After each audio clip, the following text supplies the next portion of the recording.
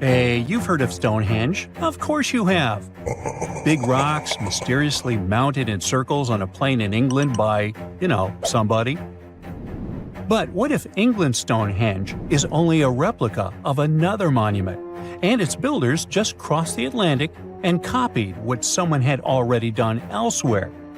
Well, it turns out researchers found another Stonehenge underneath the waters of Lake Michigan. This lake is a hotspot for woo-woo unexplained things. A bunch of disappearances, plane crashes, and now this, an ancient underwater monument that looks strangely enough like Stonehenge. We couldn't help ourselves and needed to dive deep into this story. A ring of massive stones, arranged in a way that felt all too familiar.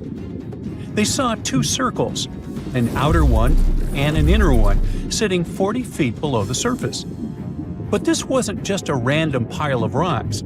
These stones had been placed there, purposefully, by human hands. And by doing some further research, they discovered that they were staring at a structure that's over 9,000 years old. Think about it. This Stonehenge beneath Lake Michigan predates the pyramids. It predates Stonehenge itself by about 4,000 years. All of this information was enough to startle scientists at Northwestern Michigan University. But that was before they found this out. One of the stones had a carving, a faint but clear petroglyph of a mastodon. Mastodons kind of look like the ancestors to our modern-day elephants, but they have been extinct on planet Earth since 10,000 years ago. So, whoever built this underwater Stonehenge needed to be alive at the same time these creatures roamed our planet. This discovery raised many questions among scientists. I mean, why on earth would they go through all this trouble to lay rocks at the bottom of a lake? Well, first things first. Scientists believe that Lake Michigan had much less water back then than it does now. Second, it could have something to do with ancestral practices of First Nation people. There's one theory from a professor of the University of Michigan. He suggested that the stones formed a kind of prehistoric hunting trap. He believes that early hunters used the circular formation as a drive lane to herd large animals like the mastodons from the rock carvings we were just talking about. Once they got these huge animals into a tighter circle, they could be more easily hunted. But not everyone's convinced by this theory. Some believe the circle probably had a deeper spiritual purpose. According to local Native American tribes, like the Anishinaabe, stones are more than just rocks. They're living beings. They hold spiritual energy and represent a connection to the earth and all living creatures. An elder from the Anishinaabe community even suggested that these stones are sacred, placed there by their ancestors to honor the land and its creatures. Scientists are trying to study the stone formation in depth, like about 40 feet. But that's the problem, actually. The fact that it's underwater makes it super difficult, since they don't have the best technology. Traditional archaeological tools don't work as well when everything is submerged, but promising new technologies like stereophotogrammetry, which literally means making 3D models of a site, are helping scientists study the stone circle more closely. Still, research is slow and expensive, so it's hard to know when this mystery will come to a close. As we said, Lake Michigan is a hot spot for unexplained phenomena. Its lakebed is filled with shipwrecks, such as the Thomas Hume, a sturdy American schooner.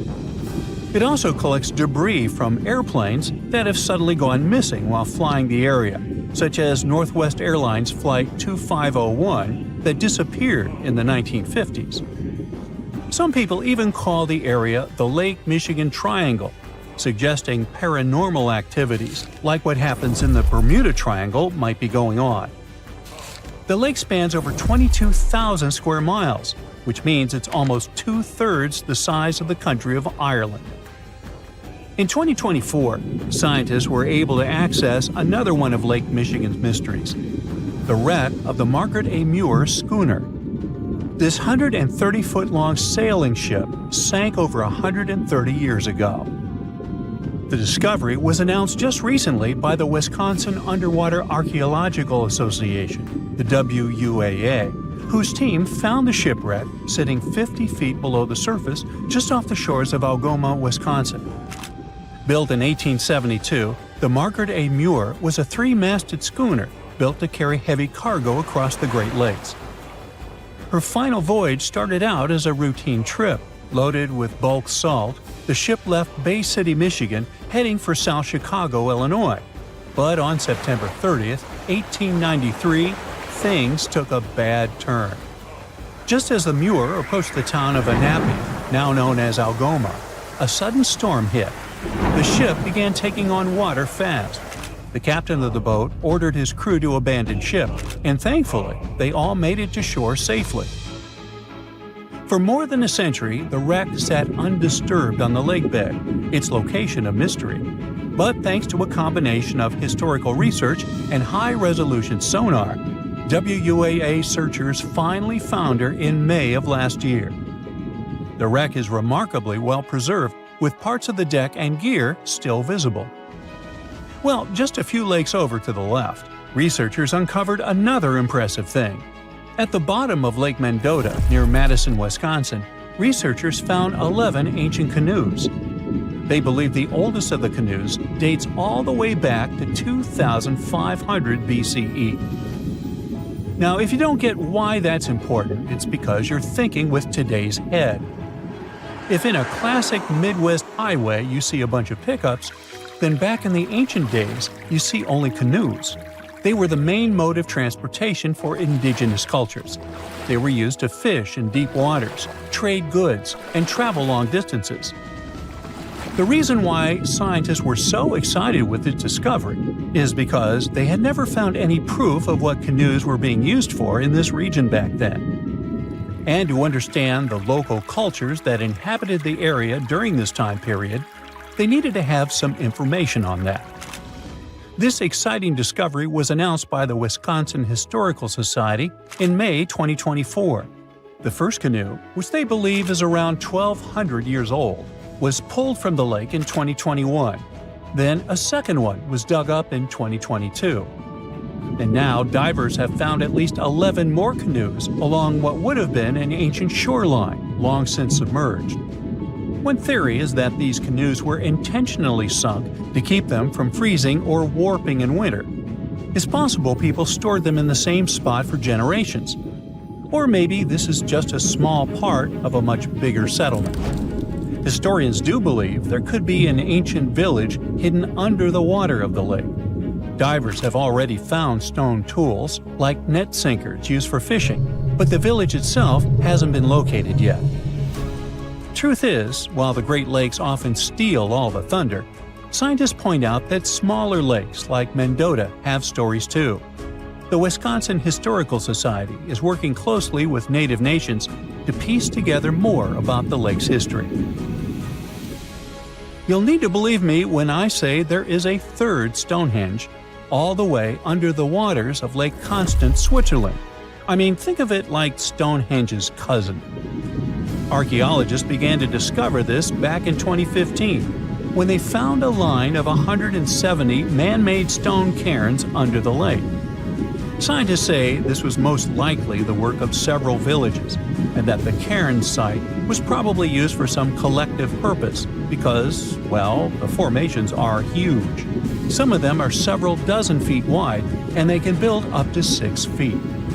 The most amazing discovery so far is that the site dates back to around 5,500 years ago. So around the time the original Stonehenge was being built. Some of the facts that link them together are their construction dates, as well as the distinct characteristic of stone monuments built in a circular format. Scientists don't know much about this site yet, but hey, I see a pattern manifested all over the world, don't you? This just in, the world's oldest pyramid was built during the last ice age. And I'm not even talking about Egypt. I'm saying our ancestors might have spewed a 27,000-year-old pyramid in West Java. Gunung Padang is not exactly shouting pyramid. It's more of a mound with huge scattered stones tossed all over it. But local people seem to revere it, and they have for centuries. It wasn't until recently that the Indonesian authorities decided to excavate a bit deeper to see what all the fuss was about. They ended up finding the remains of a human settlement. It was rather unexpected, since the mound is pretty high up. This excavation could only prove there were humans in the area as far back as 45 BCE, which sounds reasonable. It was up to an Indonesian geologist named Donny Hillman to prove that Gunung Padang is the world's first pyramid. He used all sorts of new technology to support his claim. Our guy used carbon dating, which digs deep into the earth and takes whole chunks of soil. He found layers and layers of constructions, like he was digging up Rome and finding ancient buildings buried in the ground. His research proved that there had been caverns and even rooms down there, which could only mean one thing: humans. As for the rocks located up in the mound, they were most likely strategically placed by the people who lived there back in the day. They needed a place to meditate, so they arranged things in a harmonious way.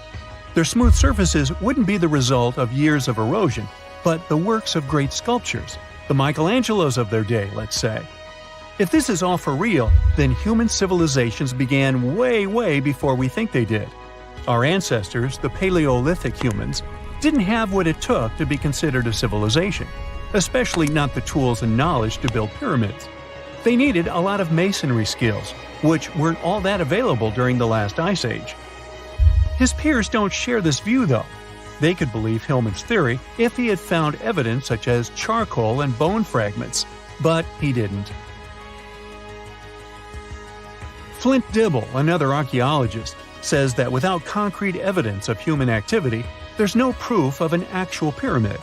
In this case, all the data proves is that the soil in the mound dates back to 27,000 years ago. He thinks the rocks on top of the mound just slipped down the hill, like rocks normally do. Only a complex society would have managed to build a stepped pyramid like they claim it was. But according to Bill Farley, an American archaeologist, there's just no reason to believe there were any settlements in Indonesia during the last ice age. Now, just so you know, the oldest known ancient society with this kind of knowledge is probably 11,000 years old and used to occupy the region of modern-day Turkey. Take a look, Turkey's Gobekli Tepe. It's also not a pyramid, but it's the oldest monolithic construction made by humans. Back in the Neolithic period, a lot of people settled there, and there are proofs for it. For example, the walls there are covered in ancient drawings of clothing and wild animals.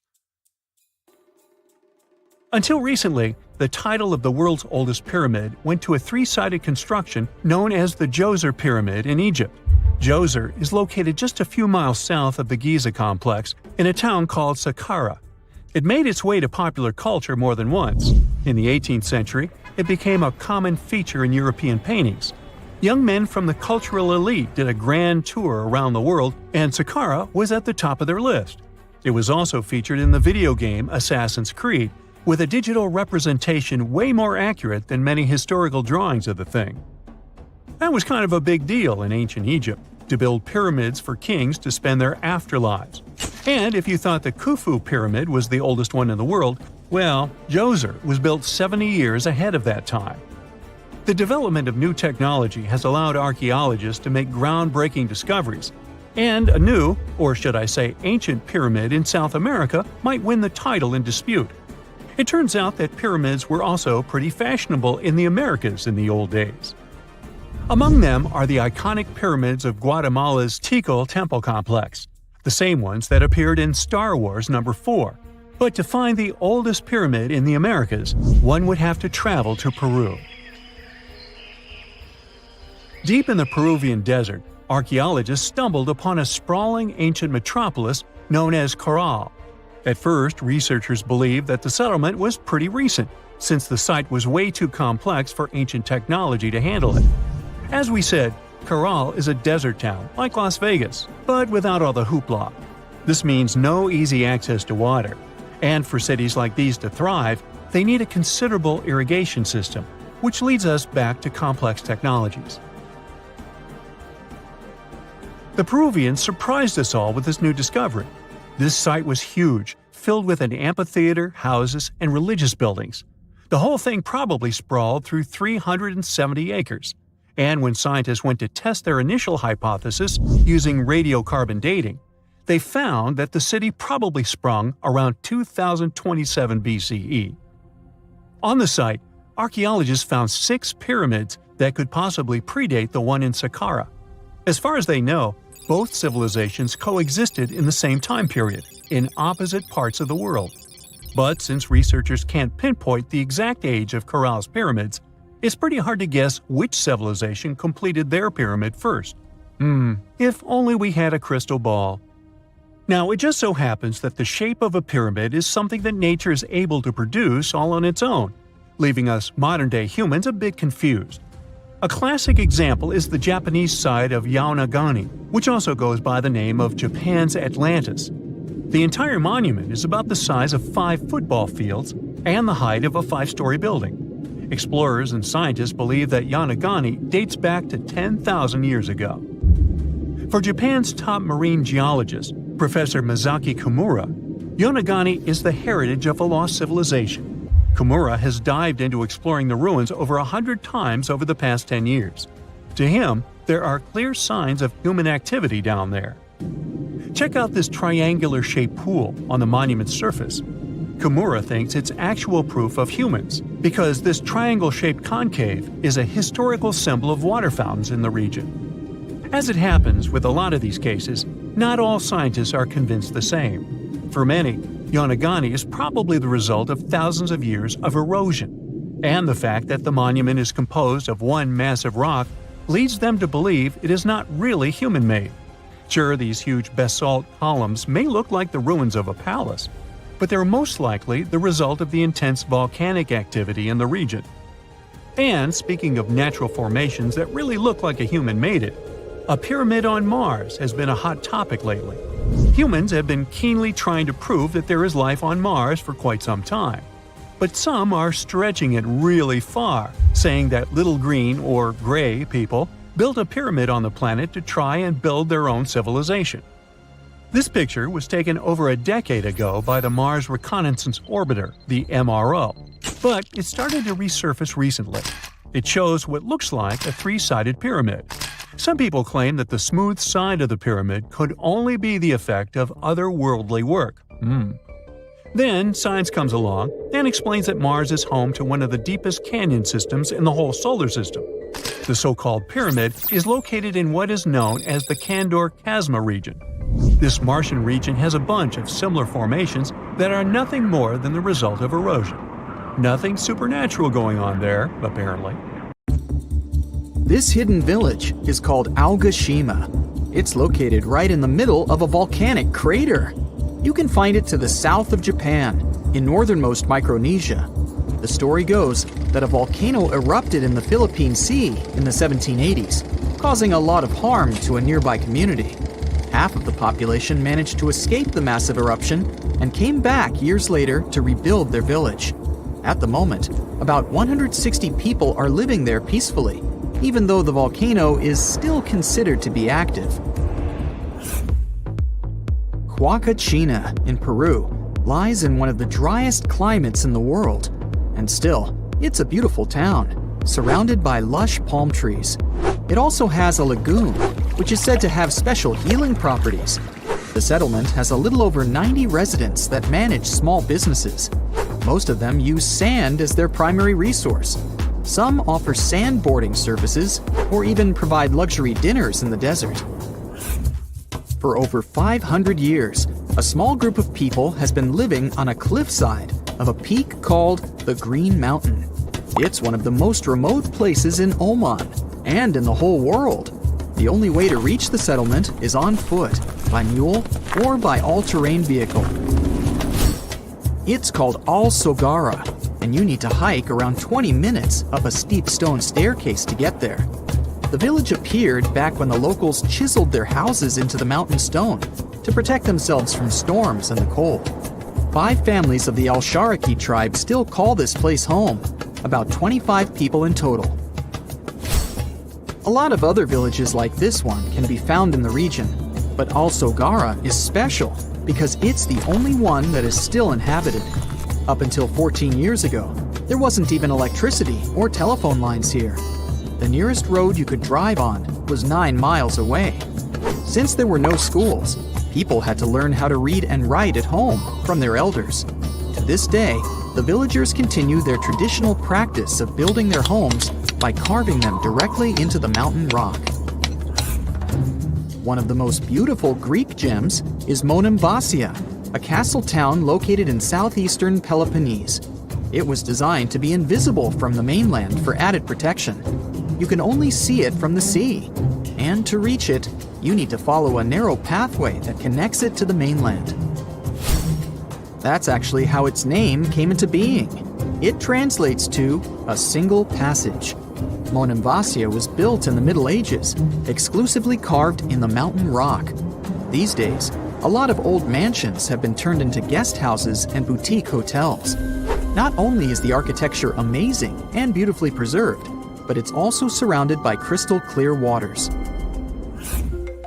A town with no roads? Pack your bags for Giethoorn in the Netherlands, if you don't mind traveling by boat. The town is very peaceful, probably because everyone here travels by canals. Even the mail gets delivered by water. Since there's no car traffic and people rarely move around, the town is really quiet. So quiet that the loudest sound one can hear is the quacking of a duck every now and then. It initially started as a movie set, but Hobbiton in New Zealand still exists, even after the filming of The Lord of the Rings and The Hobbit was finished. Tours to the charming set town are now available. There are 44 Hobbit holes in total, though only a few of them are actually open to the public. The isolated cliffside village of Gasadalar in the Faroe Islands has a population of only 11 people. It's mostly known for its scenic waterfall, which falls directly into the Atlantic Ocean. You could only reach it on foot, hiking through the mountains not so long ago. However, a tunnel has been constructed recently, making the place easily accessible by car. The 1980s musical Popeye had a custom set built on Malta. It wasn't taken down after the filming had been finished, and Popeye Village is now home to groups of beautifully colored wooden buildings and a company of actors. There's a lot of fun stuff to do there, like watch theater shows, go on boat rides, visit museums, or simply explore the creative village. The oldest and most photographed village in Austria is called Hallstatt. It's a hidden European gem with beautifully preserved old buildings and a subterranean salt lake. It's also home to a museum with artifacts as old as 7,000 years and the world's oldest salt mine. Fort Bortange in the Netherlands is a small establishment shaped like a star. Creative parts aside, it was built this way for defensive purposes. It gave the guards of the fort a strategic advantage because they had a perfect 360-degree view. These days, the construction is perfectly preserved, including its old buildings, cobblestone streets, wooden windmills, and sophisticated bridges. In Morocco, there's a traditional earthen village made entirely from clay bricks. You can find it in a valley close to the Atlas Mountains, 32 miles from the capital of Morocco. Merchants who followed the trans-Saharan trade route went through this town, carrying spices and gold. As the trade route became less and less popular, many of these fortresses were abandoned and are now preserved relics. It's one of the best places for skiing in the world, but it's still hidden from the public. No wonder the locals call it the secret side of the valley. Located in Austria, the tiny village of Varth has only a couple hundred inhabitants. Not only is it the snowiest village on Earth, but it also has access to one of the biggest ski slopes in the world. Its popularity increased a bit in 2013 when the construction of a high-speed road was completed nearby. Birano in Italy is one of the most colorful islands in the world. Because of its vibrant colors, it almost looks tropical.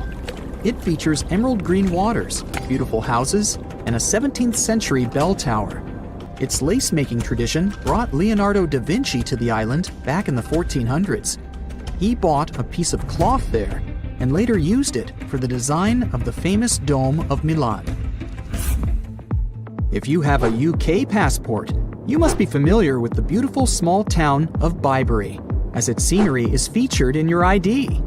It's surely one of the most charming towns in Europe, as it's made up of stone buildings standing on the River Colne. The image in the UK passports is that of Arlington Row, a line of weavers' cottages that date back to the 14th century. The town of Coober Pedy in Australia is partially underground. It all began back in 1915, when opal deposits were found in the area. To this day, the town is still the biggest opal mine in the world. People living there figured out that it would be more comfortable for them to stick to the underground, as the temperatures outside can reach 125 degrees Fahrenheit. So, the settlement now has underground stores and galleries. Coober Pedy is also home to the world's first 4-star underground hotel. To visit the most remote location in the whole world, you'll need to prepare yourself for quite a journey. If you're traveling from the United States, for example, the easiest route is a 15-hour-long flight to Cape Town, South Africa, followed by a 6-day boat ride. Only after that will you reach Tristan da Cunha. Or you can take a month-long cruise across the South Atlantic Ocean, whatever works better for you. Planning in advance is a must, since there are only 9 boat trips to the island yearly. The island itself is just 7 miles long. Sitting right in the middle of the South Atlantic Ocean, it covers a mere 37.8 square miles. The 300 residents are all farmers. They have the internet, but it's really slow. As for a phone network or a local newspaper, neither is available. The inhabitants of the island speak a dialect of English that is used by the smallest number of people in the world. They say this place is swarming with money. It's been stored there for centuries, but no one managed to take it away from this island. Treasure hunters have been bewitched with this place since 1795. Many people have tried their luck looking for the treasure that could be hidden there by the Spanish pirates or even by the Knights Templar. But today, it's impossible to get there, as it's a private place, so all you can do is book an ocean tour around this island. Otherwise, you can take a peek at it in a TV reality show starring the Legina brothers, Rick and Marty, who are a team of enthusiasts looking for the treasures of Oak Island in Nova Scotia, Canada. Yeah, seems like there's no place where TV producers can't get to. One of the most famous discoveries out there was the so-called Money Pit. Despite the promising name, it wasn't full of money. Now we have to jump to 200 years ago. The Money Pit was first found by a 16-year-old kid in 1795. One day, Daniel McGuinness went fishing at Oak Island. He saw a tree there. Unsurprisingly, it was an oak, and it had weird markings. They didn't seem to be natural, so Daniel decided to check the area. He then saw a sunken patch of ground and started digging immediately. His 2 friends helped him out, but instead of treasures, the guys only found logs placed underground at regular intervals. It looked like a place where someone could hide money or jewels, but nothing precious was found. However, there was something curious down that pit. Someone found a granite stone there, and it had an engraved inscription on it. There were many attempts to decode it, but most of them ended up in failure. There's one translation though, and it says, 40 feet below, 2 million pounds are buried. Yeah, McGuinness and his friends should have dug harder. The next fun thing about the Money Pit is the coconut fiber found down there. They say that large amounts of this fiber were found at a depth of 60 feet. It may not surprise you, but I have to remind you of one thing. Oak Island is in Nova Scotia, Canada. Coconut trees do not grow there.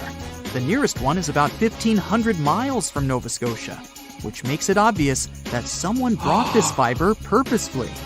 Researchers came up with an idea that coconut fiber could have been used to make ropes and lower all the treasures down the pit. Next up, we have not one, but 2 mysteries. In the late 1800s, the Oak Island Treasure Company was thoroughly inspecting and excavating the island. Everyone believed something enormous was hidden there. These guys managed to drill 153 feet underground. That's like 15 stop signs stacked one on top of the other. You might have guessed that they didn't find pounds of gold and diamonds, but they found a manuscript. There's a theory claiming that it's one of Shakespeare's lost manuscripts. Some scientists believe that it was hidden there by the writer and scientist Francis Bacon, the true author of Shakespeare's works. Yeah, rumor has it was Francis and not William who wrote all the plays and sonnets. But there's no proof it was really so. The Money Pit may be the most popular shaft on Oak Island, but it's not the only one, and it's not the first. Before the Money Pit discovery, treasure hunters were drilling at Smith's Cove. While damming there, they found a wooden piece. It was a U-shaped formation that had Roman numerals. After a more thorough inspection, the specialists realized it was supposedly dated to 1769. The Money Pit was discovered 26 years later. This fact created many speculations that this structure might have been part of the real shaft with treasures everyone was looking for. Now, look at this Templar coin. It wasn't the first discovery on the island, but it was crucial in some way. Even if it may not sound like a big deal today, in medieval times, those coins would amass an insane amount of wealth. They were typically stored in European fortresses. For the treasure hunters, this coin was a sure sign there was more to be found on the island. The logic is simple. If there's one coin of that kind, there must be something else. And they were right. It wasn't the only Templar discovery. On the southwest shore of the island, a crossbow bolt was found. Experts say it dates back to the 13th century. But, once again, that wasn't something the treasure hunters were after. Some more coins were found on the island. Rick and Marty Legina retrieved this precious piece from a swamp. The coin is made of copper, and this time, it originated from Spain. When it was found, the Legina brothers could only see the number 8 engraved on it. But later on, some experts studied this coin and claimed it was made sometime around the 17th century. They managed to clean it well and saw the date 1652 engraved on the back of this coin.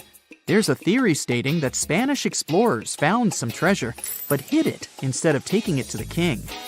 So maybe this coin just dropped out of the chest full of coins and jewels and is part of the treasure everyone was after. Or someone could have accidentally lost it while looking for the treasure. Who knows? One more famous treasure hunter is Gary Drayton. Gary and his team, together with Rick Legina, came across 2 coins while metal detecting the island. Those were 17th century King Charles II Britannia coins. One of them had a very clear inscription on it, stating that the coin was minted back in 1771. Another swamp treasure of possibly Spanish origin is also here. This time, it's a silver ring.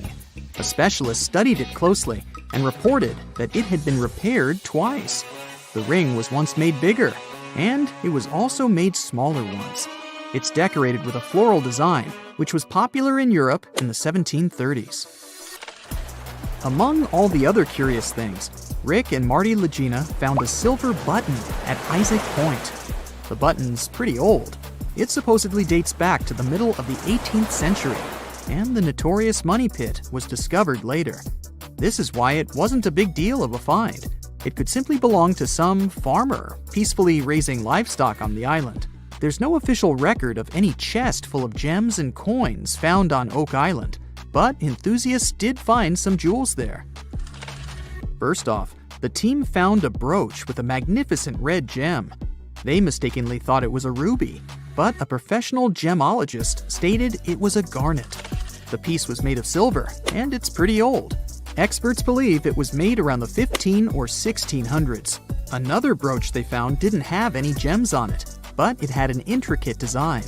It's a brooch with a leaf design and an ornate rope. There are 13 branches of the leaf, which instantly created more mystery to the whole treasure hunting. First off, there's a carving with a 13-branched tree on a rock on the north shore of this island. What's more, many people believe that the number 13 is important to the Knights Templar. The enthusiasts also found a brooch not far away from the place where Daniel McGinnis, the guy who found the Money Pit, lived. The brooch was shown to a professional gemologist, Charles Luton Brain. He had to break it to the team that there were no gems adorning this piece of jewelry. In fact, The stone that seemed to be a gem was just a piece of glass. It was processed using a special technique though, so it was leaded glass. The enthusiasts decided to study the brooch even more and found out that part of the brooch was made of gold.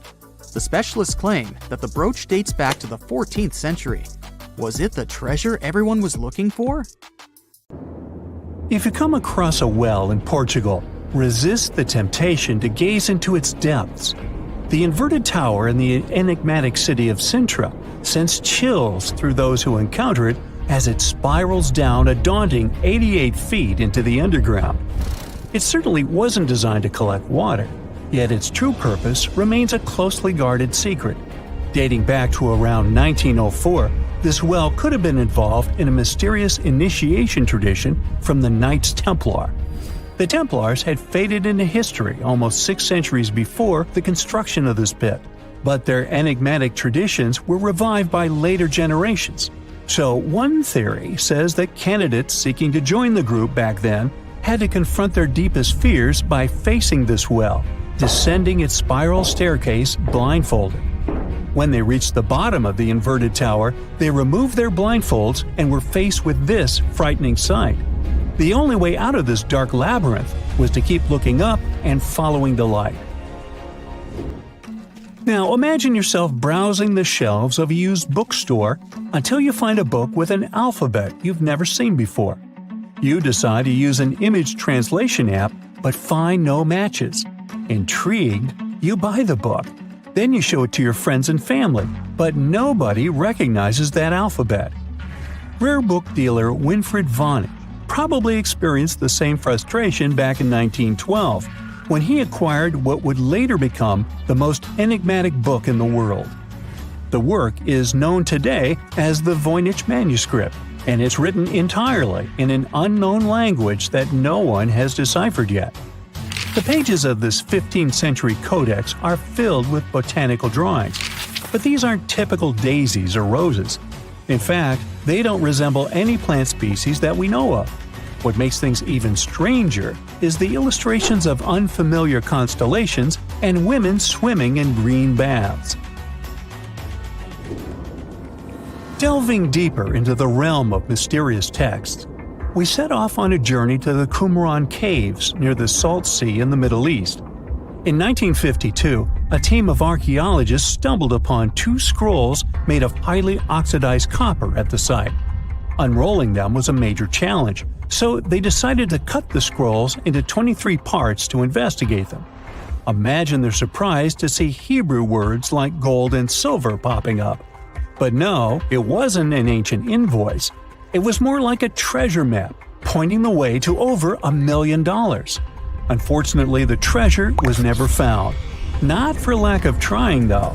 You see, the quest isn't as easy as it may appear.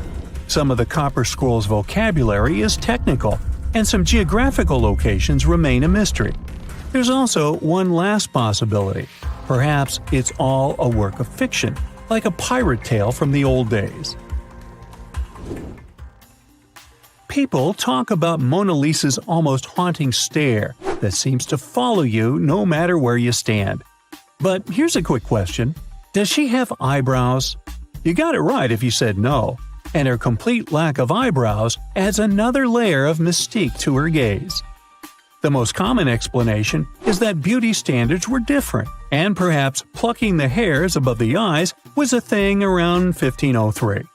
But take a look at other Italian paintings from that time, like La Schiavona or Portrait of a Young Girl. Yep, eyebrows. So, not everyone was entirely pleased with this theory, like French inventor Pascal Cotte. He spent 3,000 hours analyzing scans of the painting to dig through all the layers of Leonardo da Vinci's masterpiece. Now he claims that the Mona Lisa once had eyebrows, but they disappeared over time due to cleanings and restorations. Some historians, however, still question his findings, which means that Mona Lisa's style, or lack of it, remains an unsolved mystery.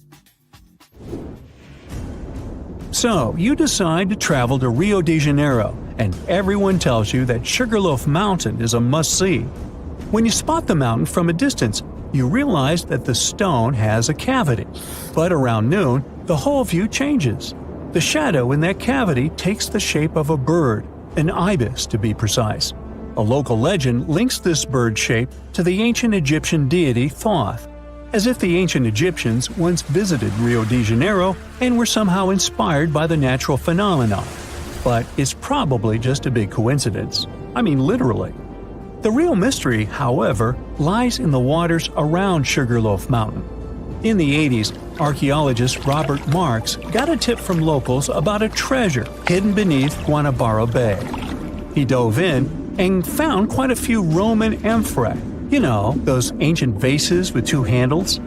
His discovery could potentially provide evidence of a Roman shipwreck that might have reached Brazil 17 centuries before the Portuguese even set foot there. However, he couldn't proceed with his research, and to this day, the idea of the Roman presence on Brazil's coast remains uncertain.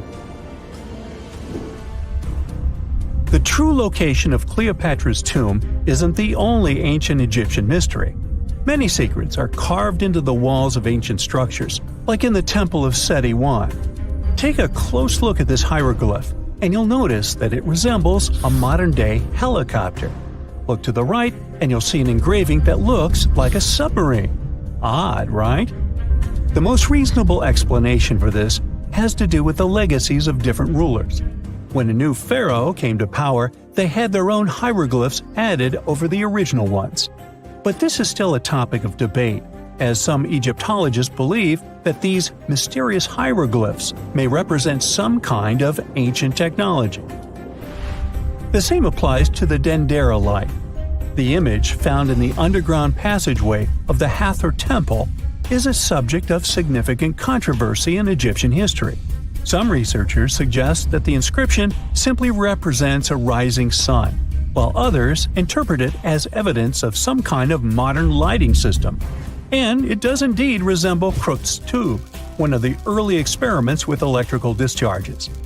Although there's no concrete evidence of ancient Egyptians having modern electricity, some historians believe that this theory could help explain why many discovered tombs don't have any residues left behind from the use of oil lamps or candles. A lot has been said about the mysterious pyramids of Egypt, but many people tend to forget that other inexplicable structures had already existed even before them. Our next stop takes us to Turkey. The top of a hill known as Gobekli Tepe, near the city of Urfa, holds an ancient secret. It features more than 20 circular stone enclosures dated back over 11,000 years. Many of these have heavily carved stone T-shaped pillars adorned with eerie human figures with folded hands. The most accepted theory is that it's the world's first temple, likely used for rituals or social events. But the greatest mystery lies in how it was built, as this site existed before the domestication of animals or the use of metal tools. So the construction must have been very difficult, challenging our understanding of the historical timeline. Now, I hope you're not afraid of heights, because we're about to take a flight over the Nazca lines. You've probably already heard about these massive, mysterious drawings etched into an arid region of Peru. They come in many different shapes, like a spider, a monkey, and even a Google-eyed ET that is probably just a fisher. Anyway, this story got some fresh chapters in 2022 when an additional 168 new drawings were discovered. The original ones could only be seen from the air, but these new ones are much smaller and can be observed from the ground. However, one thing they have in common is that their purpose remains totally unclear. Some might call them the largest-scale calendar in the world. Others suggest that they served as a tool for agricultural purposes. Of course, many theories have emerged in an attempt to give the Nazca lines a meaning, but the truth is that they remain some of the most important unsolved mysteries in history. The ancient city of Taposiris Magna is hidden on the northern coast of Egypt. These days it has very little of its former glory, but what lies beneath it may hold the secret to uncovering a famous mystery, that of Cleopatra, the most memorable Egyptian queen in history. The recently discovered tunnel is also known as a geometric miracle for its time. Excavations have uncovered a 43-foot-long structure below the ground, which is partially submerged in water. Its shape and construction technique are similar to that of the Eupalinos tunnel, another amazing ancient discovery. This one is located in Greece and was built by excavating simultaneously from 2 points, aiming to have them meet in the middle. The use of math and geometry to make this construction was astonishingly precise for those days, more so since it was built near a mountain. Archaeologists that have been working on the Taposiris Magna site since 2004 believe this tunnel may lead to the lost tomb of Cleopatra. The clues they found so far seem to back up this theory. For starters, the city and its temple were built by one of Cleopatra's ancestors, Ptolemy II. All the architecture seems to indicate it was dedicated to the ancient spirit Osiris and his queen Isis. Throughout her reign, Cleopatra did try to associate herself with Isis, so it may be no surprise she chose this location as her final resting place. Scientists have yet to pinpoint Cleopatra's tomb, but research continues with the help of modern technology.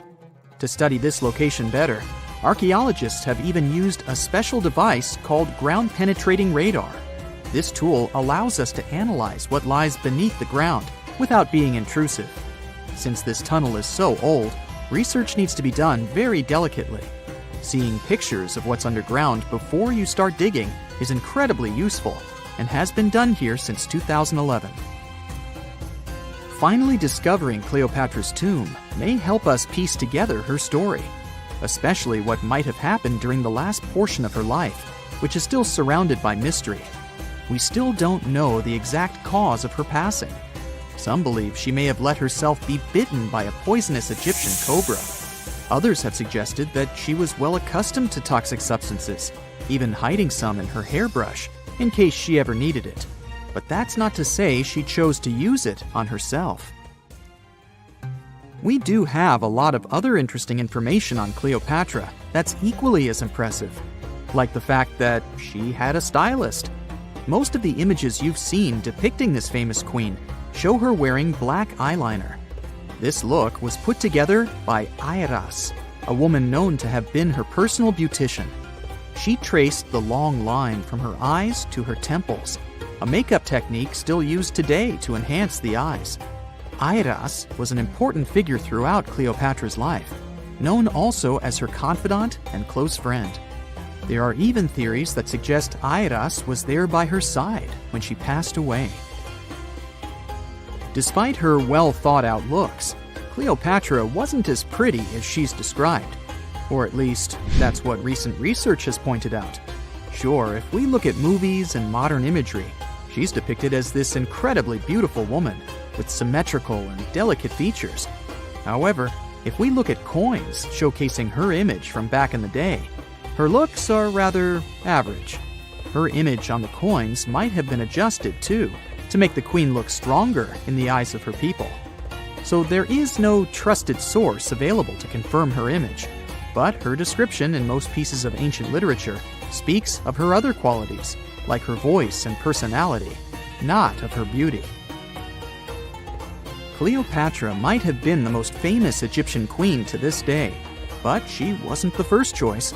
She did have an older sister, Berenice, that was initially supposed to take the throne. Berenice passed away before she could do that, so Cleopatra took on the role and began investing in her education. She traveled throughout the country quite frequently, so she could become accustomed to her people and their needs. She was only 18 when the responsibilities were passed down to her, and immediately gained popularity because of her intelligence and education. Her taste in literature was quite good too. She was known to be a fan of Homer, the famed Greek philosopher and poet. Cleopatra loved to write as much as she loved to read. There are even claims that she wrote a book on medicine and cosmetics, but we have no evidence to this day that such work ever existed. Part of being a great leader back then meant you had to speak multiple languages. Cleopatra clearly understood that, and that's why she's rumored to have known many languages to varying degrees.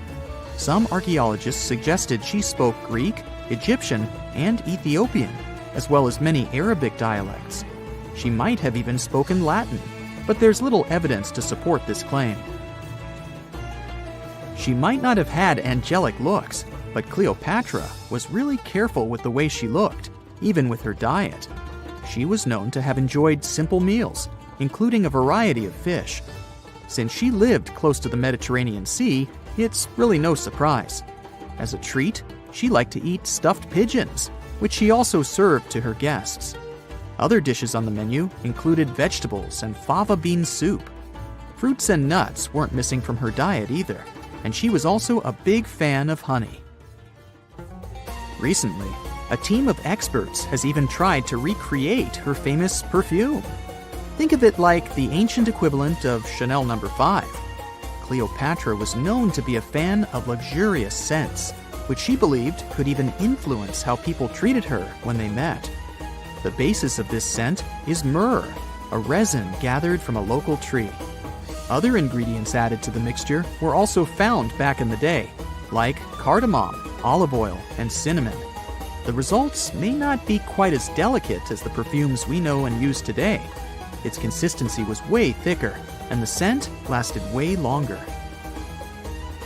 When she was at the height of her power, Cleopatra might have been the richest person in the world. Back in the day, she ruled over a territory that stretched across the Mediterranean, from modern-day Libya in the west through Egypt to Syria in the east. This is the largest territory ever ruled over by a woman. In today's currency, her worth might have been somewhere around $95 billion.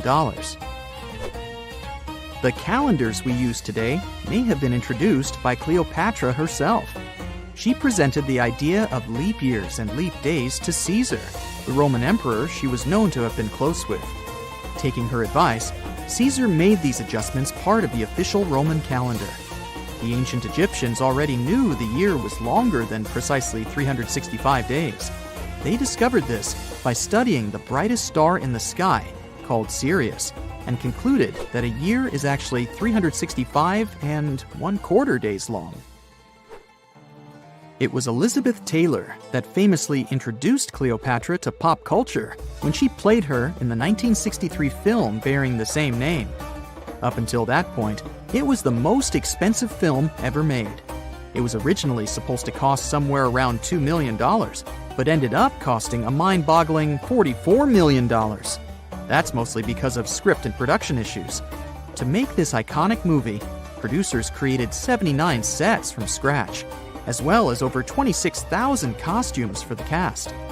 Elizabeth Taylor's Cleopatra costumes alone cost somewhere around $200,000. Thankfully for the producers, the movie made headlines and was well received by critics, making it a box office success. A lot of people associate Cleopatra with another famous Egyptian ruler, King Tutankhamun, nicknamed King Tut. Surprisingly, apart from both of them being Egyptian pharaohs, they have nothing else in common. For starters, King Tut lived around 1,300 years before Cleopatra did, and there is also no connection regarding their ancestry. Cleopatra had Macedonian Greek roots, while King Tut was a native Egyptian. We all grew up believing that Stonehenge is the world's most ancient observatory, but now it has some serious competition for the title. Nabta Playa was built more than 2,000 miles away in southern Egypt, and thousands of years before Stonehenge and even the pyramids of Giza. In 1973, a Bedouin guide stumbled upon a strange group of huge stone formations while crossing the Sahara Desert. He led American archaeologist Fred Wendorf to the site, located about 60 miles from the Nile. Wendorf's friend and colleague claims the team found the stones while stopping for a bathroom break in the desert. Either way, what they found changed history. At first, Wendorf thought the stone structures were just natural formations, but then it hit him. This area was once a lake, meaning no natural rocks should even be there. He kept coming back to the site for decades, and by the early 1990s, his team finally uncovered a circle of stones that seemed to line up with the stars in a way no one could explain. After 7 long years of trying to crack the mystery of the site, Wendorf reached out to an expert in archaeoastronomy. They study how ancient people used the stars. One evening, while the expert sat in the cool desert sand staring at the stones, he realized that they formed a pattern radiating outward from a massive burial mound. One by one, as they dug into the sediment, the buried megaliths started lining up like spokes on a wheel. The team had already used radiocarbon dating to test samples from fire hearths and tamarisk wood roofing found inside the stone circle. Nabta Playa had dozens of standing stones, all a few feet tall. Some of them lined up exactly with the sunrise on special days, and others matched up with bright stars in the sky. Inside the big circle, there were 6 special stones that may have been used for rituals or marking important times of the year. Around them, 29 standing stones might have worked like a simple calendar to help people know when it was time for something important, like the summer solstice, the longest day of the year. When the sun rose in just the right spot, it was a sign that the rainy season was coming. The stone circle once aligned with the brightest stars in the northern sky: Arcturus, Sirius, and Alpha Centauri. Some stones even pointed to the constellation Orion. By tracing Arcturus's movement across the sky, they figured out that it matched perfectly with the circle around 4800 BCE. That means it was the oldest astronomical site ever discovered. And the people of Nabta Playa may have been watching the stars thousands of years before telescopes were even invented. It looks like it had a huge meaning for people living and traveling through the desert. Over 10,000 years ago, the long, cold, and dry ice age that lasted for tens of thousands of years was finally fading away. Northern Africa got massive monsoons and rains that filled up seasonal lakes. So, parts of the desert turned into short-lived oases. For the nomadic people who roamed this harsh land, these summer rains were everything. Their entire way of life revolved around cattle. When archaeologists opened the central tomb at Nabta Playa, they dug up cattle bones and even a massive rock carved into the shape of a cow. The people who built it used the stars to guide them and find hidden watering holes like Nabta Playa, which likely held water for about 4 months a year, starting with the summer monsoons. But there was no North Star back then, so instead they navigated using bright stars and the way the sky seemed to spin in circles above them. When the lakes were full, the standing stones would be partly submerged, and from the western shore, you would see the reflection of the stars on the dark water. Nabta Playa is way less famous than Stonehenge, perhaps because its stones were buried and the famous site in England was open to visitors for thousands of years. Sadly, when Nabta Playa did become famous, some tourists ruined parts of it by moving stones around, which messed up the ancient star alignments. To protect it, the authorities moved everything to a museum where people can see the stones and the carved cow statue without damaging them. The Egyptian observatory isn't the only construction similar to Stonehenge. It has versions that were used for different purposes, from Germany and France to the US and the Andes in northern Peru. This last one is actually one of the oldest big structures ever built in this region. The circular plaza is made of 2 giant stone walls arranged in a ring. It was likely used for ceremonies and gatherings. Scientists have carbon dated it to be about 4,750 years old, which means it was built before the Great Pyramids of Egypt and Stonehenge. The plaza had 2 entrances and a special layer of clay, soil, gravel, and charcoal underneath. It was carefully planned and built. Archaeologists also found ceramic pieces, quartz crystals, and gemstones at the site, so it was definitely a special place. People visited it for centuries, but at some point it was sealed off, probably because of changing beliefs and traditions. The most recent discovery was the remains of a large timber circle roughly the same age and with parallels to Stonehenge, all the way up in Denmark. This open-air structure was likely part of a special area where prehistoric people from the late Neolithic and early Bronze Age gathered for rituals and ceremonies. The circle was made up of 45 giant wooden posts, forming a huge ring about 100 feet wide. The wood is gone now, but scientists believe tall timbers once stood in the holes and created an impressive wood henge. No one knows exactly what these circles were used for, but archaeologists have found animal bones and food remains at similar sites. So people probably used to gather there for feasts and rituals.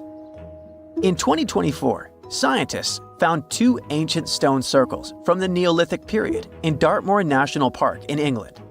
Some archaeologists believe they might form a sacred ark. Many of Dartmoor's stone structures were built in a curved shape on the high ground in the center of the area. A long time ago, Dartmoor was covered in forests, so people may have used the high ground as important markers. One of the newly found circles fits inside this ark, but the other one is outside of it, to the north. This could have been an entrance point into the ark. There's also a raised bank of earth near the stones, which looks similar to other famous Neolithic sites, like the Ring of Brodgar in Scotland and Stonehenge itself. This means the people who built these circles may have visited Stonehenge or been inspired by it. Archaeologists in Oman found ancient stone monuments called tralith, which got the nickname Arabian Stonehenge. They were finished about 2,000 years ago, but no one knows for sure who built them or why. Scientists also found stone hand axes that are incredibly old, between 300,000 and 1.3 million years old, from the time when the first humans left Africa. At another site in central Oman, archaeologists discovered a Neolithic tomb from around 5,000 to 4,600 BCE.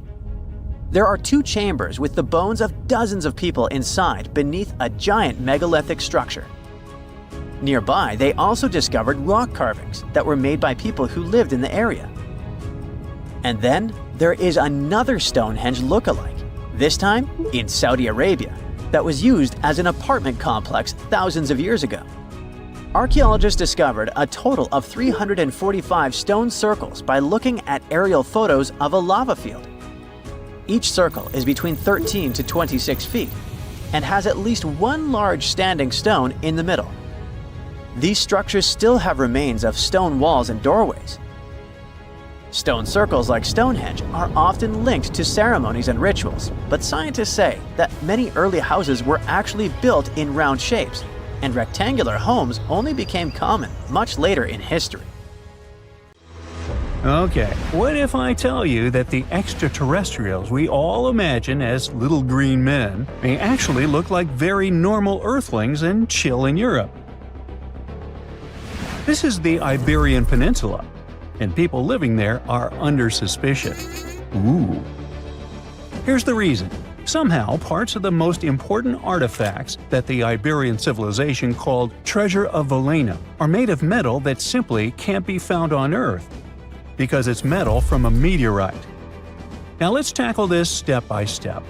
This is the artifact itself, and it's composed of 59 different objects. Bowls, bottles, and bracelets. Is there a pattern there with all those bees?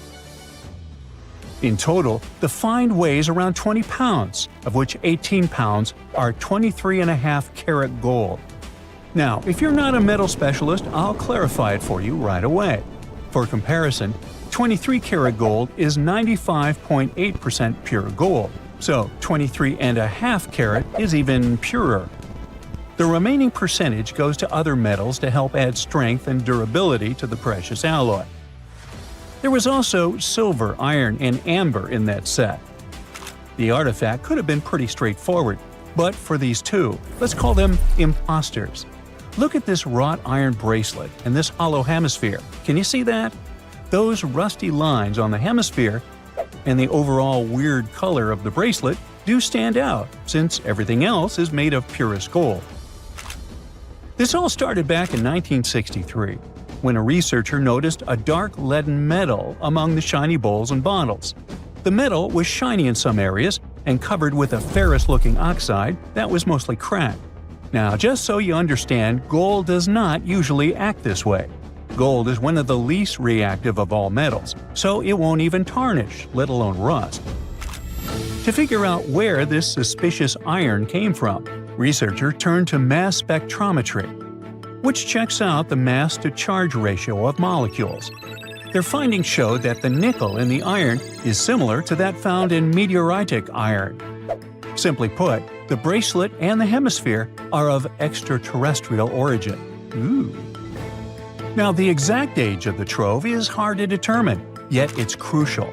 We need to know the exact age to see if it coincides with the start of the Iron Age in the Iberian Peninsula. If it does, then no further questions here. But if it doesn't, well, it's, at the very least, weird, if not suspicious. So there's this three-age system. It comprises the Stone Age, then the Bronze Age, and then the Iron Age. The Stone Age is of no importance here, so let's compare the Bronze and the Iron Ages. The Bronze Age began when it was realized that combining copper and tin produced a material that was more durable than either metal alone. This era was all about major upgrades in tools and weapons, but two standout inventions were writing systems and the wheel. Then came the Iron Age. This time was all about slowly bringing iron into everyday life. Iron was way easier to shape into cool designs than bronze. Now, this was a big deal because iron, especially transformed into steel, provided significant improvements in all aspects of life. Tools became lighter, cheaper, and stronger compared to their bronze equivalents. You get it? Good. So, researchers have long debated whether the treasure dates back to the post-Argaric era or the latter part of the Bronze Age. The most recent study claims that those artifacts were created in 1400 to 1200 BCE, and something really doesn't add up. First off, the Iron Age began around 500 years after these artifacts were crafted. Plus, ancient craftsmen couldn't know back then how to work with metals that landed on Earth approximately 1 million years ago. And while the dates are really hard to explain, there is a logical explanation for the craftsmanship. The theory here is that those metal workers simply had access to the fallen meteorite, and thus, they could study it well and discover its properties before using it for decorative purposes. They could have figured it out through trial and error, and once they knew exactly how to work with this extraterrestrial metal, they proceeded to adorn the artifacts with it. Plus, there were the Phoenicians, who contributed to their craftsmanship. Now, it's true that the Iberian people have been processing metal and making pottery long before the Phoenicians settled on the peninsula. But the arrival of new metalworking techniques and the introduction of the potter's wheel enabled them to produce better quality goods much faster than before. So, we figured out the extraterrestrial origins of the Iberian artifacts. But guess what? This area is still under suspicion. The reason for that is the language they spoke. You see, for most modern languages people use today, there will always be some proto-language. Say for Italian, Spanish, and French, it's Latin, hence their similarities. But wait, Iberian was largely spoken where modern Spain is, so why isn't Spanish similar to it? Well, the truth is, no language today is similar to the Iberian. Maybe only the Basque language, but it's because of some similarities found in their numerical systems. Basque is classified as a language isolate, or simply unrelated to any other known languages, and the only language isolate in Europe. The Iberian language is unclassified. While the scripts written in it have been deciphered to various extents, the language itself remains largely unknown. And look at the alphabet the Iberians had. Looks like it doesn't really belong to our planet. But hold up, this one might be a bit of a stretch. When the Phoenicians came to the peninsula, they brought along their alphabet to the Iberians. But honestly, the Iberians probably weren't keen on just copying someone else's writing system, so they tweaked it until it looked completely different. Let's just say they took some inspiration and ran with it. While linguists can guess to some extent how most characters sounded, actually translating the language is still completely impossible. The Iberian language was non-Indo-European and faded away over 2,000 years ago. And there aren't any similar languages left to help us out. Super frustrating, right? Yeah. We got over 2,000 Iberian inscriptions from tombs, coins, potteries, lead plates, and even cave wall carvings. but aside from a handful of words, we're totally in the dark about what they mean. Now, if we could understand their language, we might have learned that they were great thinkers and all, but we can only contemplate the works of art they left. Iberian culture has a lot of amazing stuff made by talented artisans. We're talking about not just metalwork and ceramics, but also detailed sculptures, textiles, jewelry, and other personal bling. But here's the catch. Making all those luxury items depended a lot on a big farming class. At the heart of Iberian society, most folks were involved in farming and taking care of livestock. Depending on where you were, the types of farming varied. For example, up in the north, they were all about growing grains, while down in Valencia, they focused on producing olive oil and other agricultural aspects. In the west, raising animals was the name of the game. Still, we don't have much information about the day-to-day lives of the many people doing this essential work. Yet, on the flip side, we know a lot about the upper class of Iberian society, who control these agricultural resources and hire the artisans. By the 7th century BCE, we start to see a group of Iberian princes who were living the good life, trading with the Phoenicians and enjoying fancy luxury items. You can spot this elite class in their burial practices. Cremation was the go-to method for funerals among the Iberians, and wealthy individuals were often found in cemeteries with all sorts of lavish goods and funerary sculptures that give us a peek into the fashion and hairstyles of the rich. Interestingly, starting in the 6th century BCE, there was a noticeable drop in the number of recognizable burials, which suggests that these elaborate funeral customs became more exclusive to a small elite. Meanwhile, the fate of the majority, farmers, artisans, soldiers, and laborers, who made up a big chunk of the population, remains a bit of a mystery. It used to be a pretty advanced civilization, but it vanished without a trace. Researchers think it could have been due to some massive earthquake, but so far, we don't know for sure. No man shall ever find my tomb. That's what, according to rumors, Cleopatra once said. Rumor has it really wasn't about the gender. She wanted no living soul to disturb her, and I think she meant that no human would ever discover the location of her grave. But, surprisingly, it was indeed a woman who was closer than anyone before to finally discovering the Queen's resting place. Meet Kathleen Martinez Berry, a criminal lawyer turned archaeologist. She got so intrigued with Cleopatra's story that she packed her bags and went to Egypt with no official support and even no permission from the authorities. All she had was pure determination to find the Queen's tomb. Now, you could say Kathleen had always been ahead of the game. She skipped grades in school, mastered piano, chess, swimming, and martial arts, and grew up listening to top intellectuals debating in her home. And she even got her law degree at just 19, and archaeology was her side passion. She had never actually been to Egypt, never dug up a single artifact. But her fascination with Cleopatra went all the way back to an argument with her father in 1990. That day, she walked into his library looking for a copy of Antony and Cleopatra by Shakespeare.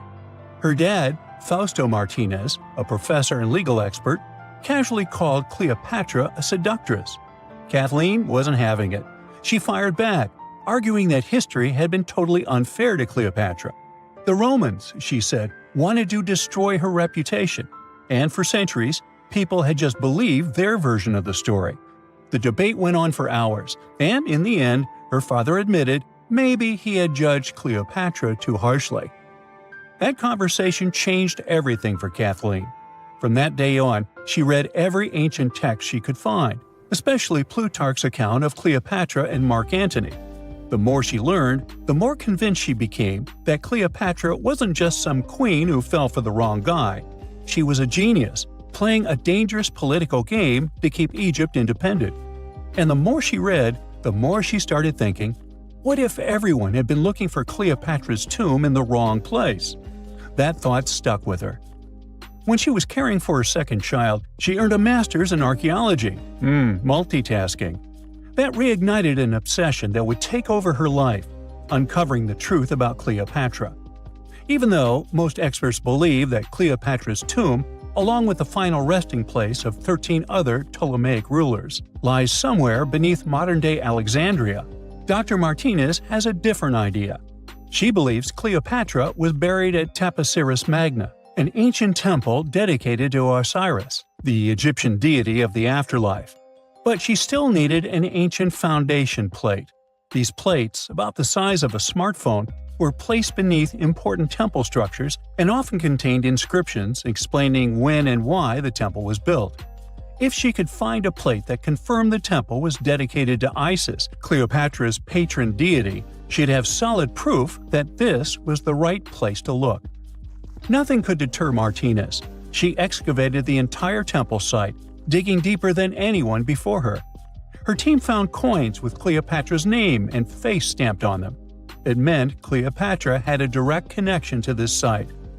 Then, they uncovered something even more interesting: a tunnel used to bring water to people, leading straight from the temple into the Mediterranean Sea.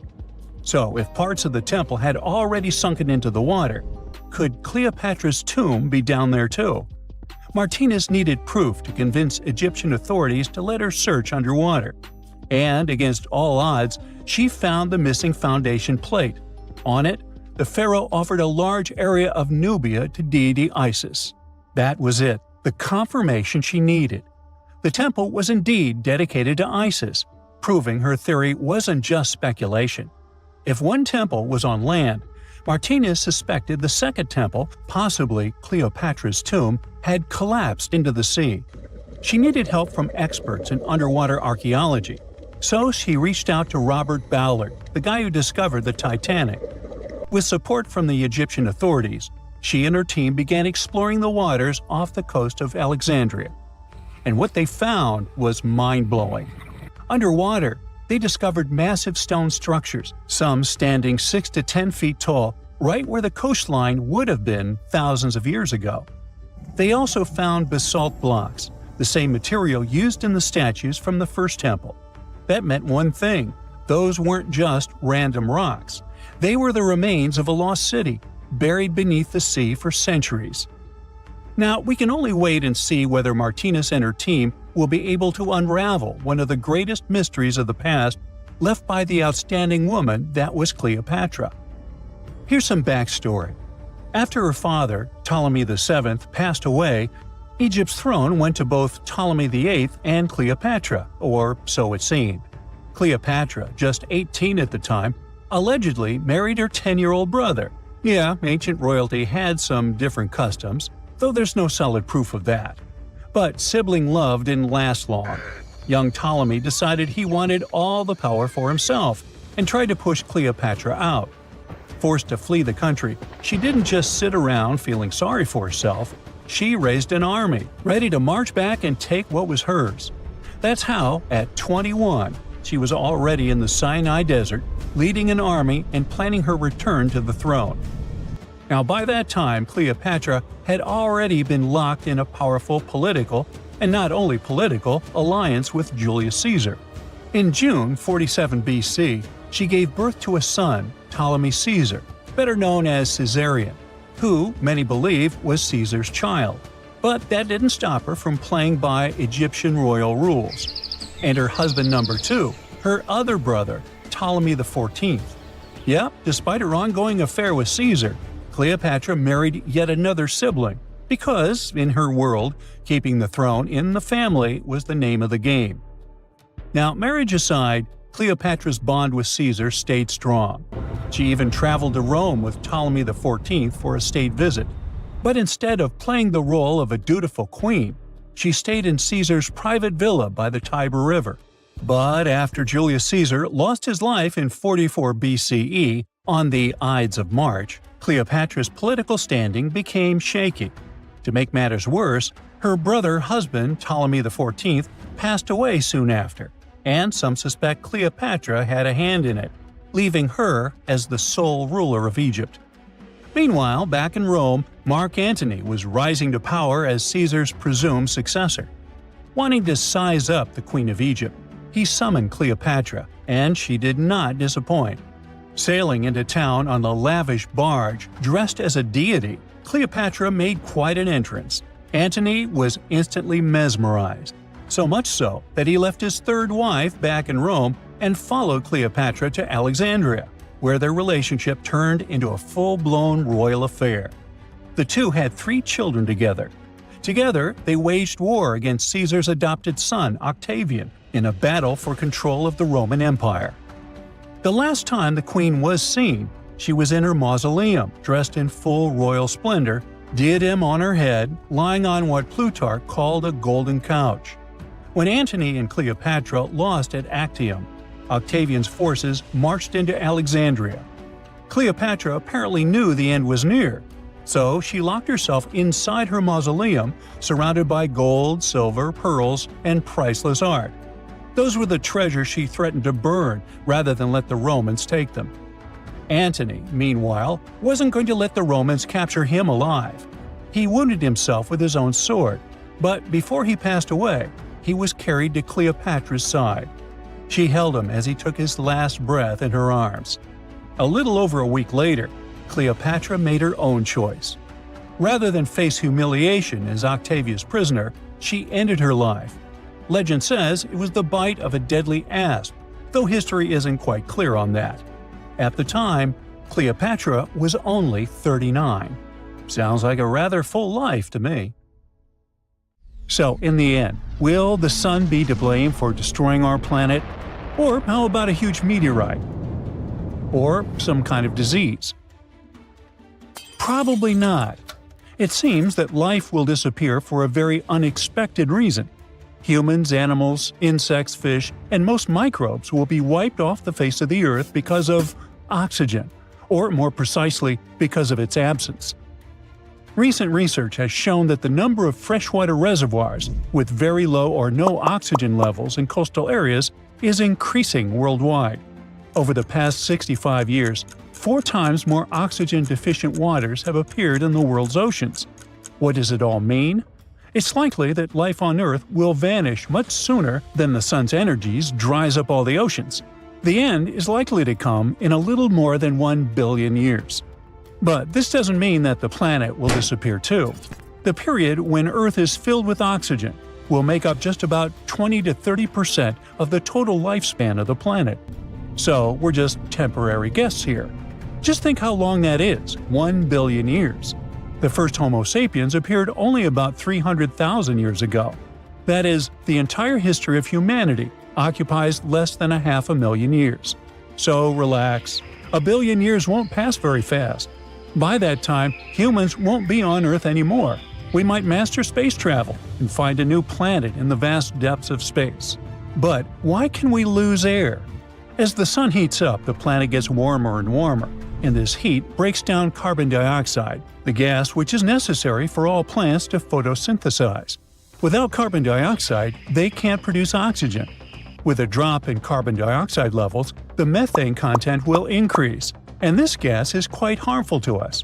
Now, this all sounds logical, but this is a secondary reason for the lack of oxygen. The real problem is something else entirely. As the sun becomes brighter, it will begin to heat rocks on Earth, such as granite and basalt. These rocks will start to break down faster. When they collapse, they take carbon dioxide from the air, which warms our planet. If there's less carbon dioxide in the air, Earth should become colder. But there's a problem. The sun will shine more, and its heat will outweigh this cooling effect. So even if rocks take away carbon dioxide, the sun will blaze so much that Earth will still become extremely hot. Next, when the sun shines more intensely, it, along with other natural factors, contributes to the breakdown of granite and basalt. These rocks mix with carbon dioxide and water to make carbonates, which go deep into the Earth. This takes carbon dioxide out of the air, which means plants can't make as much oxygen because they need carbon dioxide to do that. Besides, volcanoes release gases, which also reduce the amount of oxygen in the air. So the sun, by destroying rocks, affects what happens inside Earth and controls how much oxygen there will be in the air. In about 1 billion years, the sun will become so bright that no rocks will be able to save Earth from its heat. and the escaping gases will halt photosynthesis and oxygen production. And then, our planet will return to the state it was in about 2.4 billion years ago, to the time when the Great Oxidation Event began. And this event was much more important than, say, the first Olympic Games or the appearance of humans on the planet. Billions of years ago, there was almost no oxygen on Earth. Instead, there was a soup of gases, such as nitrogen, ammonia, methane, carbon dioxide, and others. Yes, we have these gases in the atmosphere today, but there used to be a lot more of them in the past. It was difficult for any form of life to originate in such conditions. But after some struggle, it succeeded. At first, Earth was inhabited by the simplest bacteria, including cyanobacteria. They learned how to make oxygen using sunlight, water, and carbon dioxide. These bacteria worked for millions and billions of years and made so much oxygen that it began to accumulate in the air. This was what we now call the Great Oxidation Event. It was like a great celebration of life, because with oxygen, new living beings could appear. But by the way, cyanobacteria didn't learn photosynthesis because they were like, oh, let's make oxygen, it's so cool. No, oxygen was just a byproduct. Cyanobacteria wanted only one thing, to get as much energy as possible. And for this, they learned photosynthesis. It helped them store energy using sunlight. They used special pigments to absorb light, and the result of this process was the release of oxygen. This had been going on for hundreds of millions of years. And then, at some point, they made too much oxygen. This oxygen started to spoil other gases that had been there before. For example, it ate a lot of methane.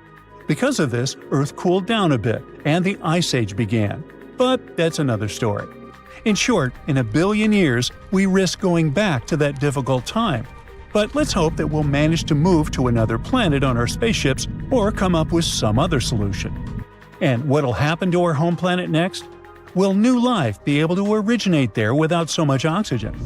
Well, it's possible, but it'll be much more difficult. This will require another source of energy besides the sun. It can be, for example, hydrothermal vents. And by the way, there are ecosystems on Earth that use this type of energy. You can find one of them in the Movile Cave in Romania. Imagine a place where there's little oxygen. It's dark. The sun's rays don't reach there. Over millions of years of evolution, a unique and slightly creepy life has developed in this cave. It was first discovered in 1986, and scientists are still exploring this place. The entrance to the cave is just a small hole in the ground. A narrow tunnel goes deep underground. Inside the cave, the air is filled with hydrogen sulfide and carbon dioxide, and there's half as much oxygen there as on the surface. A human can't stay there without a special mask. But for local forms of life, this is home, and they feel great there. There are several dozen species living in the cave, and many of them aren't found anywhere else on Earth. Here you can see strange little monsters, white snails, white spiders, centipedes with long whiskers, transparent shrimp, and even unknown species of leeches. Since there's no light in the cave, all these creatures don't need eyes. They're blind. But they have long sensitive antennae and paws that allows them to navigate in the space. They also have no colored pigment, so all these bugs and spiders are either white or transparent. But if there's so little oxygen there, and nobody does photosynthesis, then how does all this life survive? It's all thanks to the unique bacteria autotrophs. They absorb carbon dioxide and produce nutrients. These bacteria are food for other organisms, and those, in turn, become food for larger creatures. So a whole food chain has been built in the cave, which provides all the inhabitants with food. Evolution has created a unique ecosystem that exists separately from the rest of the world. It's like a small universe that has developed according to its own rules. However, this universe is not expanding, because all living beings here can't live away from hydrothermal vents and autotrophs. Otherwise, where would they get their energy from? But let's imagine that the sun cools down, almost all the oxygen disappears, and the entire planet gets covered with hydrothermal vents. It's dark, and the air is filled with methane, CO2, and other substances. And somehow, life begins. Even people appear at one point. What would they look like? pale, thin, and blind creatures with very long arms that help them navigate in space. They have pets, large centipedes or cockroaches that move silently on the ground. People are also quiet because they don't have lungs filled with air to scream. There's silence in the world. People communicate through touch. No one travels. Everyone lives separately next to their hydrothermal source. The whole world has turned into a horror movie in 1 billion years. In 2025, humans will have a unique opportunity: travel to the moon. So far, only 12 people have walked on Earth's natural satellite, but a private company is offering tourists a chance to change that. If you are hog-stinky rich, you can pay $750 million to spend several days exploring the moon and watching Earth from a distance. You can even join unique scientific experiments. Now, humans also want to build their forever homes on the moon. In fact, NASA believes that North Americans may have their own share of the moon by 2040. And you don't even need to be an astronaut to buy a plot of land on the moon. Of course, billionaires are already making plans. Their first idea is to exploit natural resources. The moon is packed with stuff that is rare here on Earth, like helium-3 and many rare Earth minerals, or more precisely, rare moon minerals. But I digress. Hey, if you can get your hands on some of it, you may get even richer. First, helium-3. It's great for clean nuclear energy, but it's super rare on Earth because it escapes into space. The moon, though, has tons of it, enough to power Earth for 1,000 years. Rare Earth minerals are not actually rare on Earth, but they're hard to mine because they react with oxygen. On the moon, hey, there's no oxygen, so we could easily get loads of these materials to make better tech, like electronics and batteries. Scientists aren't thrilled about this. For the first time, they have a chance to explore 4.5 billion years of space history. Because the moon's soil has stayed the same for billions of years. Studying its rocks could reveal lots of secrets about the universe's origins. But if billionaires mine the moon and destroy these rocks, all that knowledge could be lost forever. Another problem with exploring the moon is the size of it. The moon is big, but the best spots, the ones with water and sunlight, are limited. Most of the lunar surface is dangerous because of earthquakes or moonquakes, radiation, and meteorites. That means tourists, scientists, and mining companies would be elbowing each other in 3 small regions. The first region is called the Peaks of Eternal Light because there's always sunlight over there, making it a great energy source for telescopes or human colonies. The second spot is the far side of the moon. Here, radio signals from Earth are not so strong. It's not just peaceful and quiet there. It's also a great place to set up a telescope and study the universe. The third place is called the Pits of Eternal Darkness. It's where all the trolls on social media go on vacation. Nah, it's really because no sunlight reaches that area.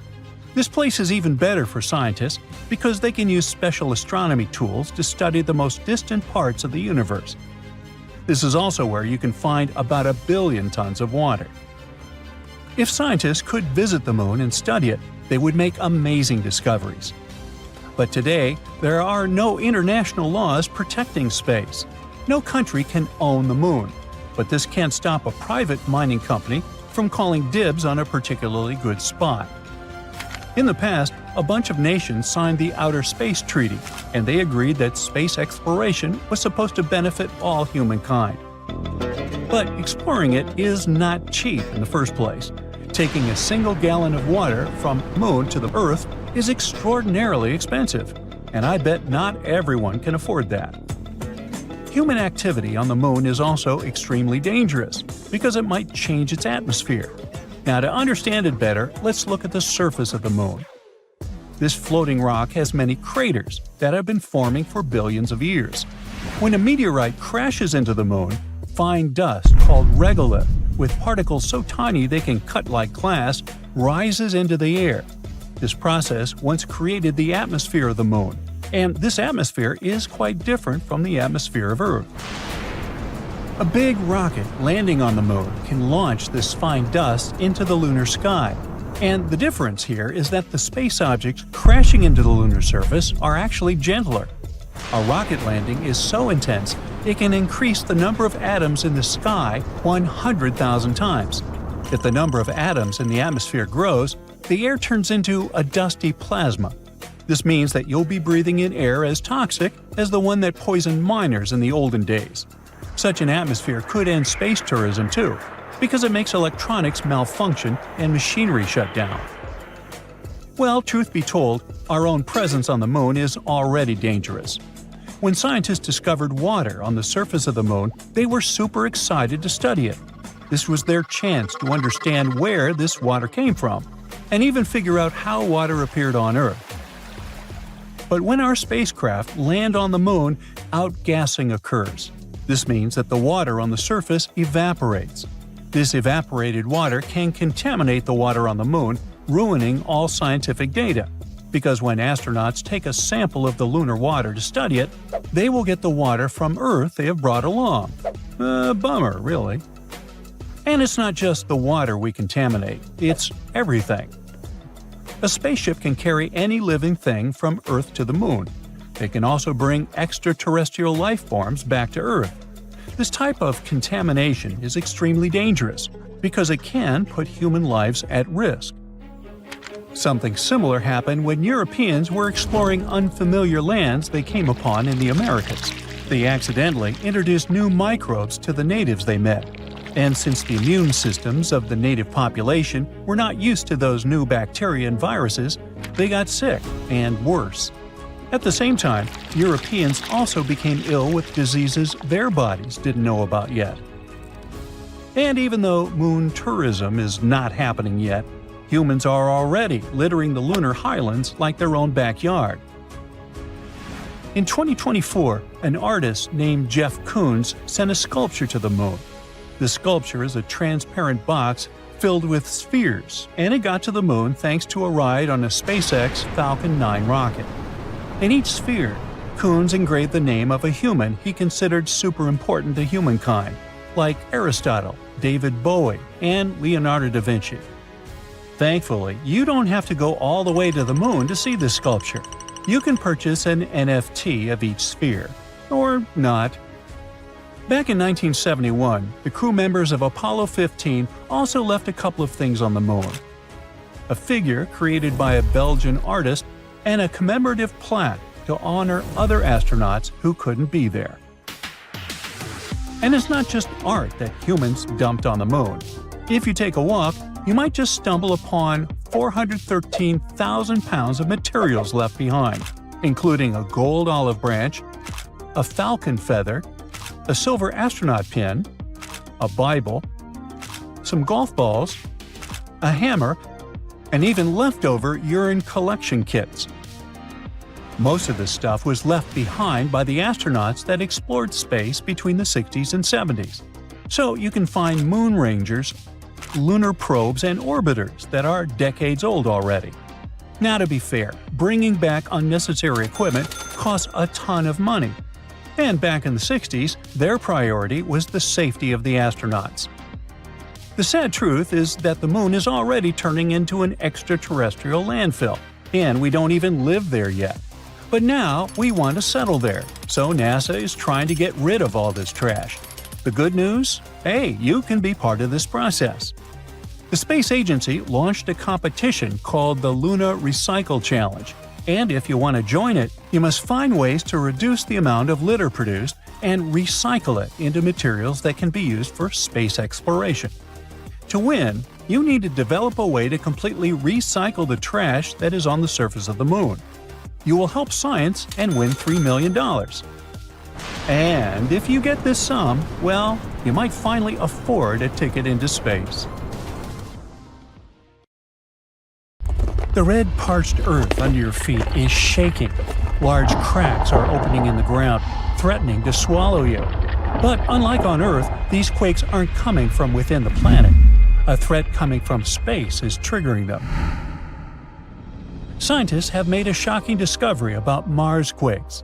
By using AI and NASA's InSight data, They found out that some of those tremors are caused by meteorite impacts. It means that Mars gets hit 2.5 times more often than we thought, and new craters are forming all the time. But the scariest part is that these impacts don't just shake the ground. They send powerful shock waves deep into the planet, revealing a hidden seismic highway and an unstable interior, unlike anything we imagined. This changes everything we thought we knew about Mars. So now, the big question is, what else is lurking beneath the surface? But let's follow scientists' train of thought first. They took Marsquake data from NASA's InSight lander and compared it with fresh impact craters spotted by the Mars Reconnaissance Orbiter. That's when they discovered that some impacts create a seismic highway through the mantle instead of being absorbed by the crust. Even though NASA shut down InSight in 2022, its data is still precious. The lander, which placed a seismometer on Mars, recorded over 1,300 Marsquakes, some caused by underground rock cracking under heat and pressure, others, apparently, by meteoroids slamming into the surface of the red planet. By studying how seismic waves move through the crust, mantle, and core, scientists keep piecing together Mars's deep structure. In the past, researchers already linked impact craters with seismic data. But these new studies are the first time when a fresh impact has been connected to quakes detected in Cerberus fossae. That's a highly active region 1,000 miles away from InSight. Scientists have discovered this 71-foot-wide crater much farther from NASA's InSight lander than expected, if we consider the strength of the seismic waves it produced. Mars's crust was thought to absorb most of the energy from impacts, which would limit how far seismic waves could travel. But the analysis of this crater revealed that, instead of getting dampened, the waves took a more direct and deeper path through the planet's mantle. This unexpected finding suggests that Mars has a seismic highway, which allows quakes to spread much farther than previously believed. Now, the InSight team will need to reassess their models of Mars' internal composition and structure. And then, we might better understand how impact-generated seismic signals can reach such depths. Manually sorting through the vast amount of data would have taken years. But luckily, these days, there are new tools, and scientists can go from tens of thousands of images to just a few in a matter of days. So, researchers focused on finding craters within approximately 1,800 miles of InSight's location. Their aim was to identify those that formed while the lander's seismometer was active. By comparing before and after images from the context camera over time, they identified 123 fresh craters to cross-reference with InSight's seismic data. Out of those, 49 craters were potential matches for quakes detected by InSight's seismometer. And after conducting some more analysis, the team decided that the 71-foot Cerberus fossae impact crater was the main finding. This discovery is likely to help scientists differentiate between signals from internal quakes and those caused by meteoroid impacts. Initially, they believed that Cerberus fossae produced a lot of high-frequency seismic signals linked to quakes originating inside Mars. But the new data suggests that some of this activity may have been caused by impacts, not internal processes.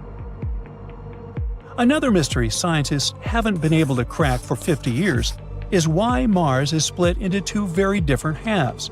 But thanks to recordings of Marsquakes, they may have finally found the answer. Since the 1970s, researchers have known that Mars has two distinct regions.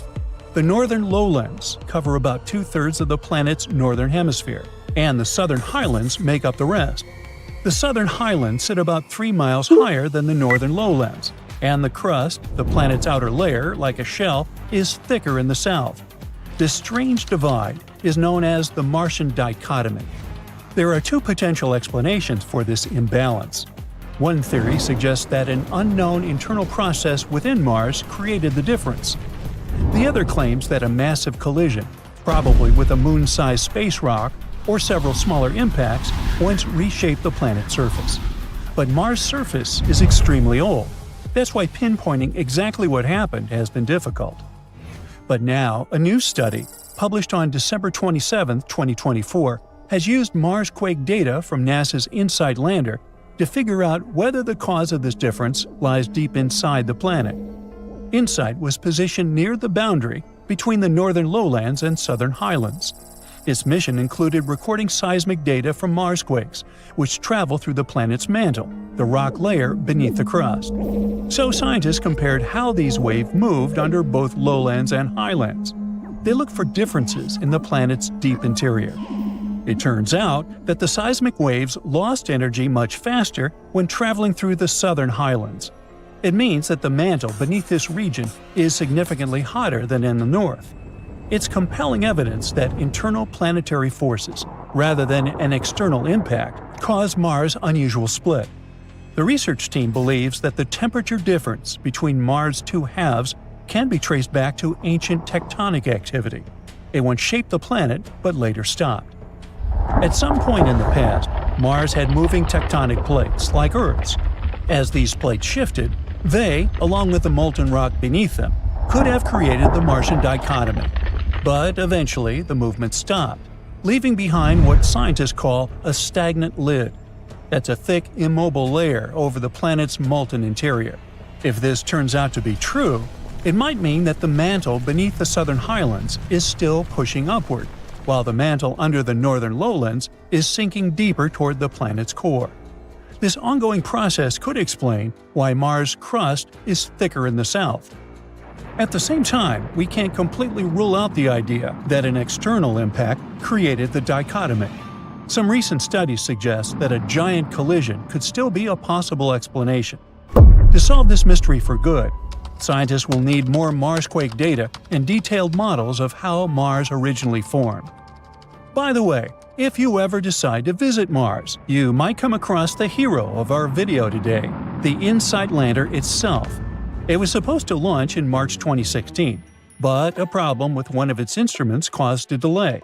It was a vacuum leak in the seismometer. NASA rescheduled the launch for May 2018, and the issue was fixed in the meantime. But this delay increased the total cost from $675 million to $830 million. Still, InSight successfully landed on Mars on November 26, 2018.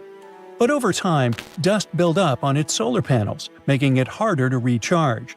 The InSight lander runs on solar panels and batteries, but it needs occasional wind gusts, called cleaning events, to clear dust from the panels. Unfortunately, the place where InSight landed didn't get enough of these winds to keep the lander fully powered. By February 2021, during the Martian winter, thick dust had covered the panels, and they were only producing 27% of their full capacity. To save power, NASA started putting InSight into hibernation mode, shutting down instruments gradually to keep its electronics warm. They hoped better weather would allow the lander to recharge and wake up by July 2021.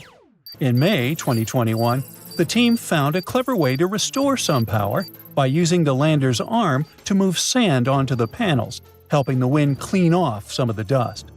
But eventually, InSight was only generating 1/10 of the power from the sunlight than it did right upon arrival. In July 2022, NASA put it in low power mode to keep detecting Marsquakes. The lander kept operating until December 2022. On December 20th, NASA announced that InSight had lost contact with Earth on December 15th, and the mission officially ended on December 21st, 2022. In 1936, British Egyptologist Walter Bryan Emery found a small object in the desert that made people debate whether it was an elaborate stone model of a flying saucer or even a hyperdrive from a spaceship that belonged to some advanced civilization that visited the Earth. Emery spent years excavating sites along the Nile River Valley, especially in the huge ancient necropolis of Saqqara. He found countless treasures from ancient Egypt, and the most bizarre one was definitely from the tomb of a high official, Sabu. Historians don't know exactly who he was for sure. Some sources say he was a king's son.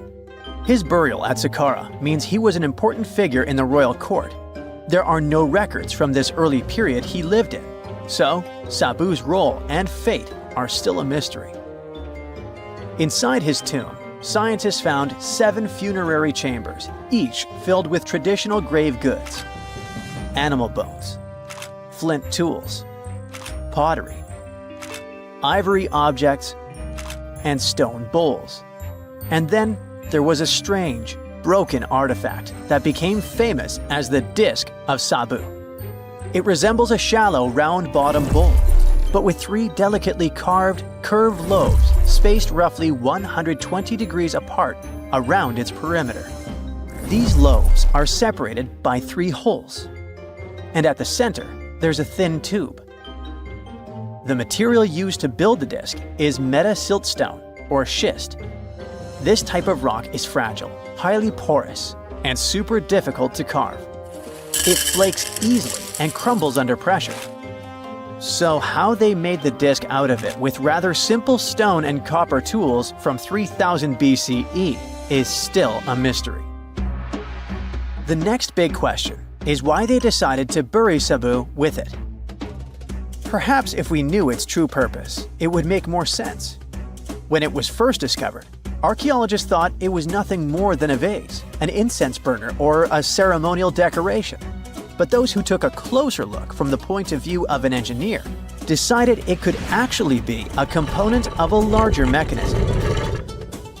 An amateur historian made an exact copy of the artifact with a 3D printer, and it turned out that the Disc of Sabu was an ancient impeller, a crucial part of a centrifugal pump. When they put it in a housing and span at high speeds using the small central shaft, the disc was able to displace water. When it was tested without a housing, the disc created a powerful vortex. It became clear that the curved lobes and slightly concave shape of the disc weren't random.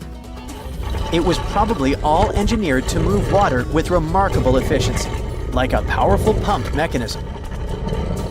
Ancient Egypt's entire civilization depended on irrigation. Later dynasties perfected basin irrigation and managed to control the rise and fall of the Nile to take the most from agriculture. So, the engineers of the first dynasty may have been experimenting with advanced irrigation techniques thousands of years earlier than scientists previously thought. But then again, some people have doubts schist is strong enough to be used for a pumping mechanism. They suggest that artisans from Egypt's first dynasty were trying to recreate an even older object, using whatever tools and materials they had.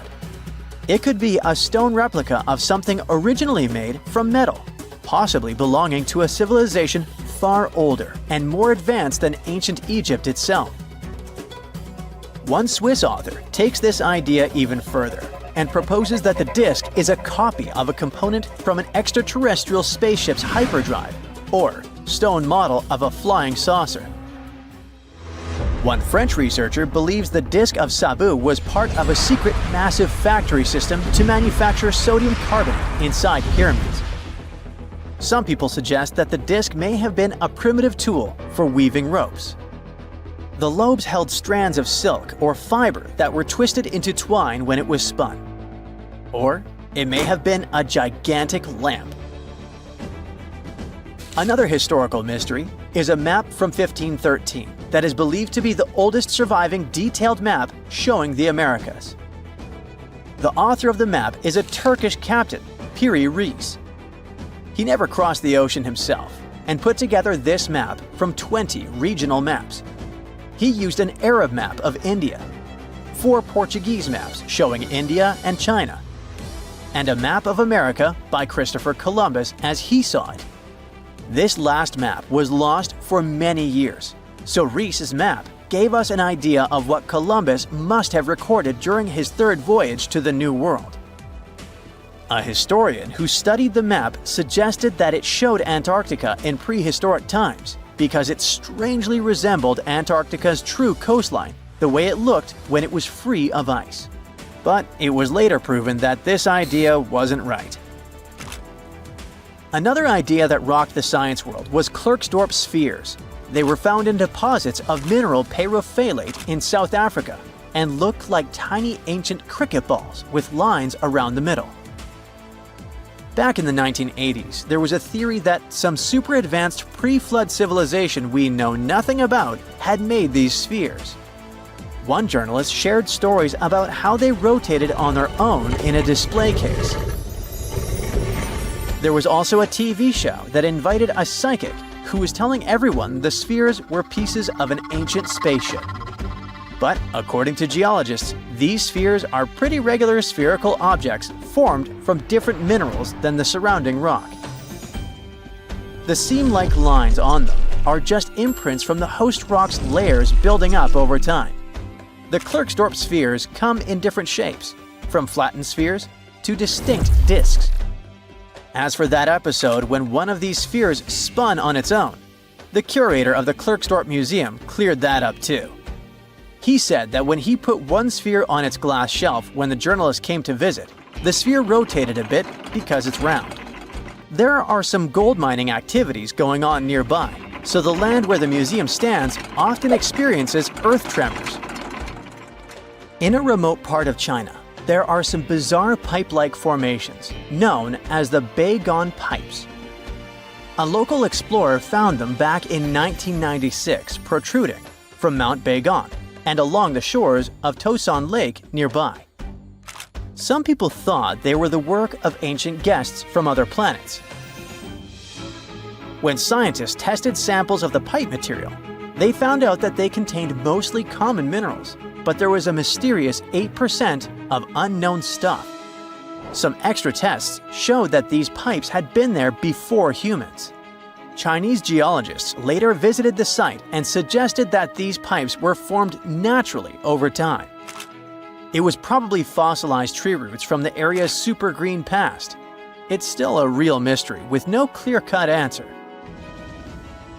While digging a trench along a river in Romania, workers found a wedge, which is now famous as the aluminum wedge of Aiud, or the object of Aiud.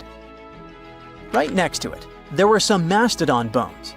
Those distant relatives of elephants lived 11,000 years ago. So some people concluded the wedge is of the same age. The cool part is that it's made of aluminum, but this metal wasn't discovered until the 1800s. This material requires serious heat to produce. The wedge is said to be covered in a thick layer of oxide that's been sitting there for hundreds of years. Some folks believe this wedge must have crash-landed here on a spacecraft from some other planet. Some scientists think it's all a hoax, and others suppose it might be a human-made object with an unknown purpose. Experts explain Africa is splitting in two, and it will look like this. Up close, the process is even more shocking, with a massive crack stretching from Mozambique in the south to the Red Sea in the north. This gap keeps growing every year, tearing apart the land and destroying homes. Now, specialists believe the continent could split much sooner than we expect. Africa is breaking apart because of the Somali Plate movement. Think of it like a dramatic breakup happening with tectonic plates. On the east side, there's the Somali Plate. On the west, we have the Nubian Plate. And during this breakup, the Somali Plate just wants more space, so it's pulling away from the Nubian Plate. This movement is forming the East African Rift, a region where tectonic plates are splitting apart, magma keeps rising from deep below, and a bunch of active volcanoes are being born. So this place is hot, with daytime temperatures that can soar to 130 degrees Fahrenheit, and at night they cool down to 95 degrees. Inside this hot zone, we have the Afar Triangle, also known as the Afar Depression, and its geology is fascinating, as the rifting process is causing valleys, faults, and deep cracks to form in this region. Take, for example, this massive 35-mile-long fissure in Ethiopia's desert. It's also so wide that a person can easily fit inside of it. But what's scary is this crack keeps getting bigger, growing about a half an inch every year. The Nubian and Somali plates moving apart could also lead to a new ocean forming in Africa. This type of process isn't something new. About 150 million years ago, when dinosaurs were still around, a similar tectonic shift created the Atlantic Ocean. The continents were once all clustered together, but when a rift formed in what was Pangaea, it started pulling them apart, splitting the east and west hemispheres. So, a similar thing is happening with this gap in Africa. At some point, Experts say the waters of the Indian Ocean might flood the East African Rift Valley, eventually creating a sixth ocean. Now, it's a pity you won't be able to swim in its waters during your lifetime, though. According to geophysicist Ken McDonald, who specializes in tectonic faults, this dramatic rupture could happen in 1 to 5 million years. Trust me, that's considered fast in geologic terms, and way sooner than most experts thought. Now, even though you won't get to watch Africa breaking apart, people there will still see and feel the signs. They might experience intense volcanic eruptions and strong earthquakes as this process slowly unfolds. One example is related to that scary crack in Ethiopia's desert we mentioned earlier. The fissure was created in 2005, after the area was hit by 2 volcanic eruptions and 163 earthquakes, each with a magnitude greater than 3.9. A crack this deep and long on Earth usually takes centuries to form, but in this case, it unfolded in just a matter of days. That's how powerful this event is. In fact, this kind of intense seismic activity can speed up the African splitting process, and that's why it's so hard to predict the exact time frame for the event. What we know is that people are already calling this new land the Nubian continent. If the predictions are right, it will include Somalia, Kenya, Tanzania, and part of Ethiopia. That's exciting and concerning at the same time. As new coastlines emerge, countries will need to make major adjustments when it comes to infrastructure and land management. They might lose a lot of roads, houses, and other constructions currently located near or right in the East African Rift. In Kenya, for example, the fissures tore apart a busy road, and authorities desperately tried to fill the gap with rocks and cement. In another case, an old woman was sitting and eating with her family when her house suddenly split down the middle. Recently, earthquakes that happened near Ethiopia's Afar region demolished 37 schools and forced about 5,000 students to leave their classrooms. Unfortunately, stories like this could become more common over the next few years. But there is a positive side to all this. Countries located in the middle of Africa, like Zambia and Uganda, could gain coastlines, and that might be great for them. Having a coast means they would get access to new trade routes, opening fresh economic opportunities. Plus, think about the tourism boom. With all those newly formed paradisical beaches, these countries could become the next big gateway spot for travelers. The local ecosystem in this newly created ocean will change as well, and new marine species may emerge. So, let's look. This is the path where the rift is most advanced right now. I mean, we expect this is where Africa will eventually get separated. But things could get a little more complicated. Some time ago, Michael Daly, a geologist at the University of Oxford, suggested that this rift could extend further west. And some new evidence backs up his theory, pointing out that the crack could extend south through Botswana's heartland into South Africa, and west through Namibia, all the way to the Atlantic Ocean. If these fractures widen into deep cracks, the ocean might come in and fill the gaps. Experts say Africa could split so much that it becomes an archipelago.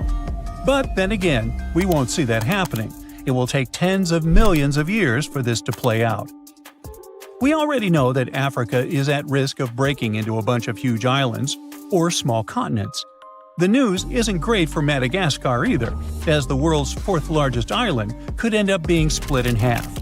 But can the opposite process happen? I mean, can new land appear as the Nubian and Somali plates move apart? Well, as these tectonic plates get away from each other, the magma from the Earth's mantle might rise to the surface, and when it cools, it solidifies into new land. That's how other places in the world emerged, like Iceland and the Azores. So, yeah, the same process could happen in the East African Rift, and over the long term, it is possible that the rift could create new islands. For now, all we can say is that the geology of the Afar Depression is unique. It is the most active rift system on our planet. And when I say rift system, I mean a zone where tectonic plates are pulling apart. This region brings together all kinds of events, from faults in the Earth's crust to volcanic zones to the potential formation of a sixth ocean. For experts, it's like studying the evolution of rifts up close. And since it is such an active volcanic area, it also has enormous potential for tapping into geothermal energy, that is, using heat from inside the Earth to generate electricity. 2 geothermal power plants are already producing energy in Ethiopia, one in the Ethiopian Rift Valley and the other in the Afar. Now, geologists are exploring new potential spots. When we look at that deep crack in the ground, we know it's caused by tectonic plate movement. There's no mystery there. But what we still don't fully understand is why the cracks happen exactly where they do. For example, a crack that opened up in Botswana appeared after a magnitude 6.5 earthquake back in 2017. But the epicenter wasn't in the rift zone, where the plates are moving like we would expect. Instead, it was farther south. Since it's unusual for a rift to happen without volcanic activity, this fact really challenges our traditional ideas of how continents divide. Figuring out why these cracks appear in specific spots is still a missing piece of the puzzle for experts trying to explain how Africa is splitting. Hopefully, we get some answers before the continent turns into a massive archipelago. Scientists have recently discovered Leonardo da Vinci's hidden passages under a medieval castle in Italy.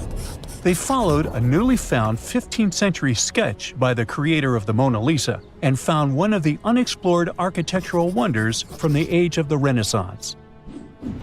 Construction of the Sforza Castle started back in 1358, but it was destroyed about a century later during a local crisis.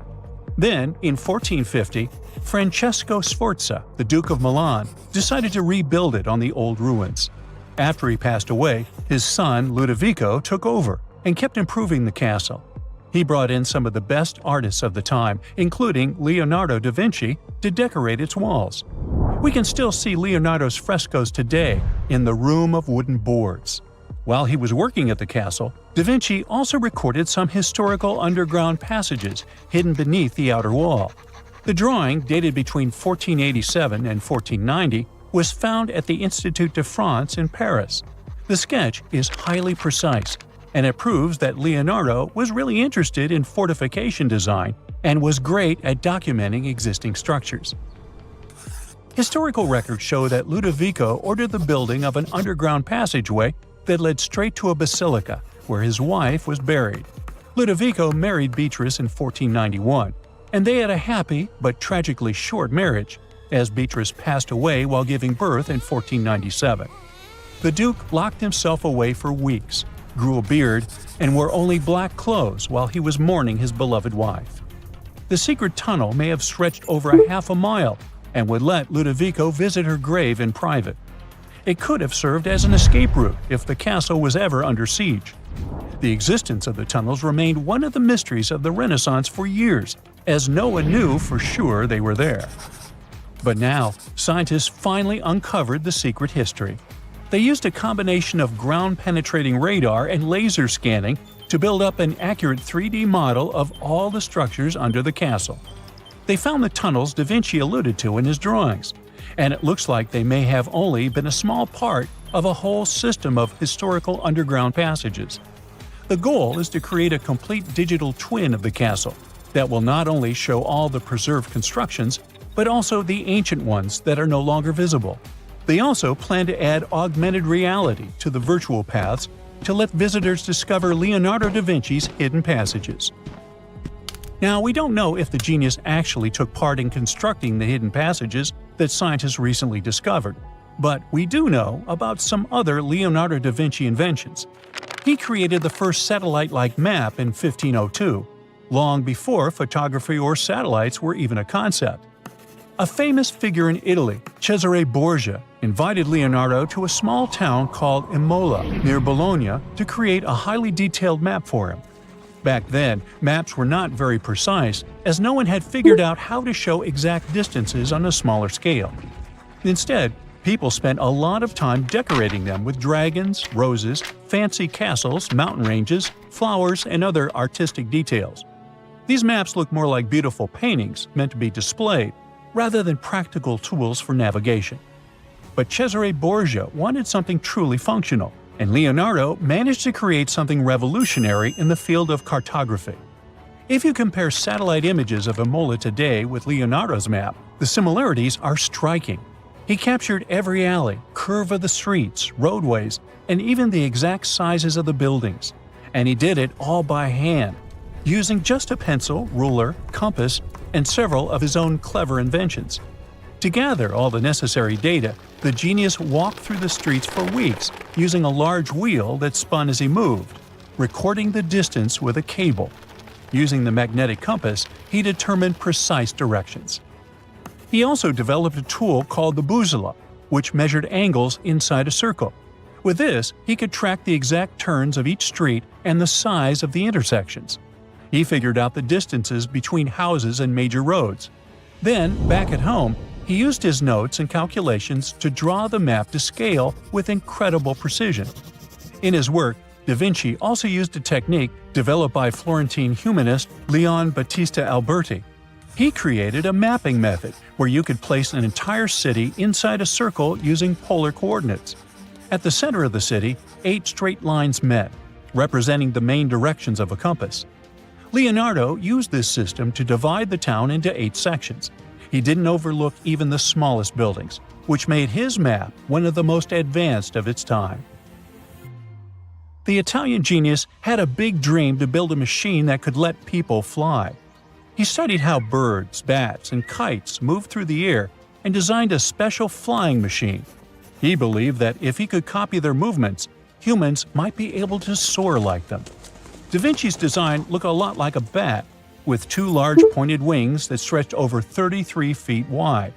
He planned to build the frame from lightweight pine wood and cover it with raw silk to make it strong but not too heavy. The person flying it would lie on their stomach on a wooden board in the center. To make the wings flap, the pilot had to pedal a crank with their feet, which was connected to a system of rods and pulleys. There was also a hand crank for extra power and even a headpiece to help steer. As the person moved their hands and feet, the wings would flap and twist, just like a bird's. But there was one big problem. Humans aren't strong enough to make the machine lift off the ground. Even though it might have worked once in the air, there was no way for a person to get it flying on their own. Leonardo probably realized this, but his amazing idea still inspired flying machines that came centuries later. Da Vinci was way ahead of his time with many of his inventions, but his idea for a humanoid robot was especially futuristic. He was working under the patronage of the Sforza family, the one that had those ancient tunnels of Italy built. The genius designed a mechanical knight that could move its arms, turn its neck, and even open and close its mouth. Da Vinci had good knowledge of anatomy and the mechanics of body movements that helped him. His unusual creation used an external system of cables. A hand crank set it in motion, and there was also an internal gear-driven mechanism. About 450 years later, Da Vinci's detailed sketches of the robotic knight were rediscovered in the 1950s. Several researchers tried to recreate the robot from those sketches. In 2002, a roboticist who developed systems for NASA and Lockheed Martin took inspiration from the old notes and built a functioning model of Da Vinci's robotic knight. Another design Leonardo created for Duke Sforza was a special kind of bridge that could be taken apart and carried easily. It was made for defense forces who needed to cross rivers or moats while traveling. This bridge would swing across the water and land on the other side. It had wheels and used a rope and pulley system, so it could be set up quickly and packed away just as fast. To keep it steady, it even had a special weight to help balance it. Leonardo wrote in his notes that the bridge was light yet strong, and he designed several bridges like this for the Duke. One of his other designs was a bridge that could be built very quickly, and the defense forces would move across multiple rivers. As scientists continue to study Leonardo da Vinci's hidden passages, they reveal new chapters in human history. Who knows what other unexplored architectural structures they will find? Scientists have finally solved the Loch Ness monster mystery. Here's the spoiler, you ready? It's not a real monster. It's probably a dinosaur that survived through the ages or just a bunch of debris floating on the water.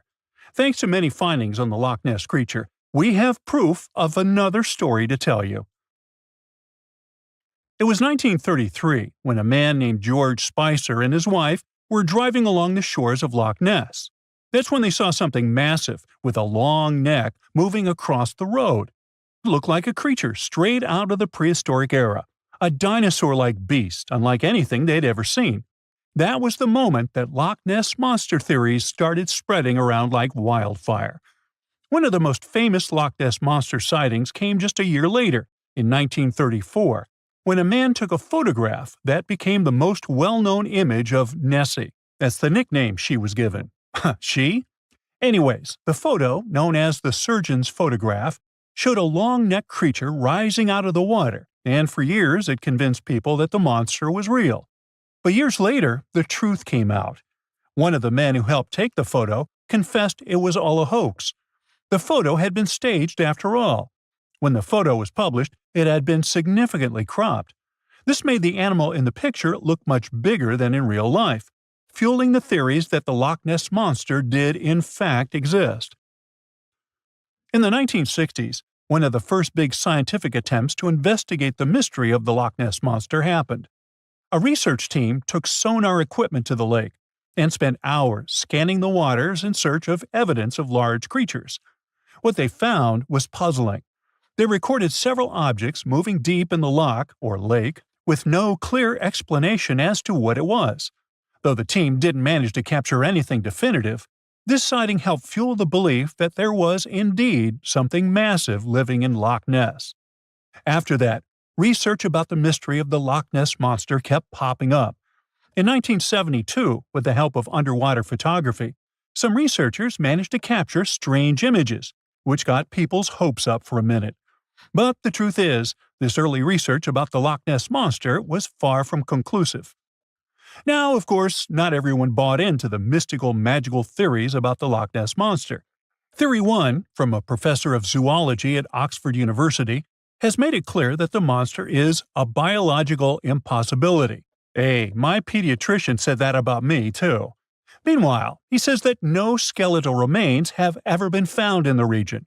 Plus, no fishermen have ever caught anything resembling the creature in their fishing nets. For him, this works as proof that it simply can't be real. When it comes to the famous photos of the Loch Ness monster as evidence, well, that's pretty simple. The professor offers a more down-to-earth explanation. He argues that these images are either showing floating debris or birds, like cormorants, which have long necks and often appear to be low in the water. When people refute his suggestion, he takes us back to human psychology and explains that people often make mistakes and misjudge the size of things, especially when they just caught a glimpse of it, and even more so when they are hoping to see something specific. Now, many of those alleged photos depict an animal with a long neck and a small head, which has led some to believe that what they're seeing is a plesiosaur, a giant marine reptile that lived 215 million years ago and disappeared with the dinosaurs. The idea of a plesiosaur surviving all these years is a theory that's been around since the first sightings of the creature. But this researcher isn't buying it. He explains that no plesiosaur fossils have been found in the region dating to anything later than 66 million years ago. The idea of a prehistoric creature still lurking in the waters of Loch Ness just doesn't hold up scientifically. Then there's theory number 2, from a British naturalist who has spent over 50 years investigating the Loch Ness monster phenomenon. His conclusion is a little less dramatic. He believes that most people who report sightings of long-necked creatures are misidentifying other animals. He suggests people think they are seeing a sea serpent. Reports of sightings from the Loch Ness monster have been around since the 6th century CE, long before they were distilling Scotch whiskey or other explanations. Early reports of these sea serpents describe large creatures with long snake-like bodies and multiple humps. Some say the creatures were as big as boats, and many swore they saw something swimming in the waters. Many of these early sea serpent sightings may have been misunderstandings or exaggerations of normal animals in the loch, like large fish or even swimming birds. They could have been large eels, which are known to live in Loch Ness. These eels, especially when they're moving, might have given the impression of a long, undulating creature in the water. People who saw these eels from a distance, particularly in low light or misty conditions, might have mistaken them for something much more mysterious. Theory number 3 says something else. Nessie is just a series of standing waves. These happen when two boat wakes move in opposite directions, creating a big hump in the water that could look like a creature from a distance.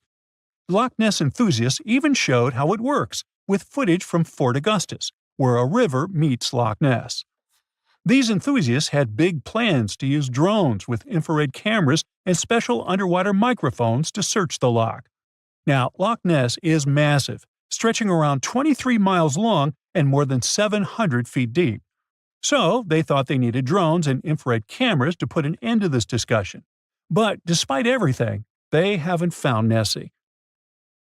But it's not only the Loch Ness Monster that lacks scientific explanation. There have also been scores of sightings of Yetis and Sasquatches that no one can really explain. Folks have made movies, dreaming of finding the truth about these creatures. But, according to recent research and evidence, it looks unlikely that we'll ever find definitive evidence of their existence. Science says they can explain Sasquatch sightings, and this is how.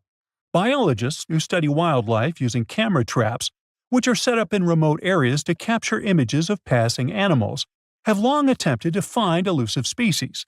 These cameras detect movement and snap pictures, providing invaluable data on the biodiversity of different ecosystems.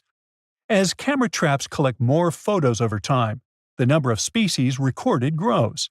However, after a while, the number plateaus, suggesting that no new species are being detected. While it's impossible to claim 100% certainty, researchers say that after significant camera deployment, it's safe to say the likelihood of discovering new species, especially large ones like Bigfoot or the Yeti, drops significantly. Camera trap studies have been running for years in regions where these creatures are rumored to live, but so far, no conclusive evidence has surfaced. Instead, the supposed proof of Bigfoot or the Yeti often comes from blurry photos or shaky videos taken by individuals who claim to have encountered them. The scientific understanding of biology also makes the existence of Bigfoot highly unlikely. Often described as a great ape, Bigfoot would have had to evolve in North America. However, great apes evolved in Africa, and the only great ape to make it to the Americas is Homo sapiens, whose ancestors crossed the Bering Strait only about 16,000 years ago.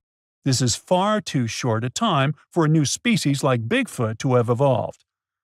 While it may be disappointing for these mysterious creature enthusiasts, the scientific evidence points firmly toward the conclusion that creatures like Bigfoot and the Yeti are more fantasy than reality. After decades of extensive scientific research, it's safe to say that yes, science has solved the mystery of the Loch Ness Monster, and it's pure fiction. So, what do you think? This area might just be the most important spot in America right now, as it is worth over $1 trillion. There's something incredibly valuable hidden right here at Thacker Pass, and it is going to shake things up, not just in Nevada, but in the US economy and its global relations. The McDermott Caldera is a massive area, about 28 miles long by 22 miles wide, stretching across northern Nevada and southern Oregon. It's in Humboldt County, a quiet, rural place with just one main city that's going to change a lot in the next 5 to 10 years. That's because they found white gold there. We're talking about lithium. And to explain why this metal is so important, we need a scale. On one side, we place a chunk of lithium, and on the other, an apple. What do you think will happen? If both have the same volume, the scale is going to tip toward the apple. That's because lithium is super light. Its density is about 0.3 ounces per cubic inch, which makes it the lightest solid you can find at room temperature. Lithium is also extremely reactive. That means it combines with other elements very easily, and it can catch fire just as easily. Mix it with water, fire. Expose it to air, yep, fire again. But when you combine its lightness with its high reactivity, you get a material that's perfect for batteries. Like the one powering your smartphone, laptop, or even your electric car. Nevada's been hiding this treasure for about 16 million years. The McDermott caldera used to be a volcanic hotspot, spewing molten rock and creating a huge lake filled with mineral-rich waters. Over time, that lake dried up, leaving behind thick layers of clay loaded with lithium. Right now, Thacker Pass mine is sitting on one of the biggest untapped lithium reserves in the world, worth about $1.5 trillion. If everything goes as planned, they expect it to produce about 40,000 tons of high-quality lithium a year. And that's enough to make batteries for up to 800,000 electric cars. Like I mentioned earlier, this metal is the backbone of modern batteries. And with the world racing toward green energy, the demand for lithium is skyrocketing. Since 2020, its price has gone up more than 10 times, making it the most expensive battery metal in the world. That means it's way more expensive than magnesium, nickel, cobalt, and other materials used in rechargeable batteries. Right now, we're using about 1.16 million tons of lithium per year, and roughly 85% of it goes into making batteries, mostly for cars. Between 2030 and 2040, experts think we will need to double the money we're putting into production, from $94 billion to $188 billion. At the same time, investment in batteries will jump by over 200%, reaching $686 billion. Finally, by 2050, the demand for lithium is expected to be more than 10 times higher than what we're producing now. Sorry, I know that's a lot of numbers, but I just want to show how important Thacker Pass will be for the whole world. This mine is going to be key to keeping everything running. I mean, literally, since most of the future demand will be for things like cars, electric bikes, scooters, and renewable energy storage. Nevada could also be the epicenter of a global energy revolution, with the US aiming to cut pollution by 50% by 2030. A big part of that is replacing gas-powered vehicles with electric ones. And to make that happen, America is going to need a whole lot more lithium than it's producing right now. Nowadays, most of the metal used in the United States come from countries like Chile and Argentina. So if America wants to be a leader in this market, it really needs to invest more and more in projects like Thacker Pass. But there's another challenge. Finding lithium in a mine is one thing, but refining it is another story. Just like diamonds are carefully cut and shaped to bring out their sparkle and sold in rings and necklaces, something similar needs to be done with lithium. The raw material that comes from the mines has to be refined into a pure form that can actually be used in things like batteries. And China pretty much dominates this part of the market, and they're responsible for about 75% of global lithium-ion battery production. In other words, it doesn't matter if a country finds this powerful metal on its land. It will probably still need China to help refine it. So, the US is eager to strengthen its supply chain. In fact, they're so excited about this possibility that authorities have invested over $2 billion in loans into the Nevada project. Because of that, Thacker Pass could make the US a leader in lithium production worldwide.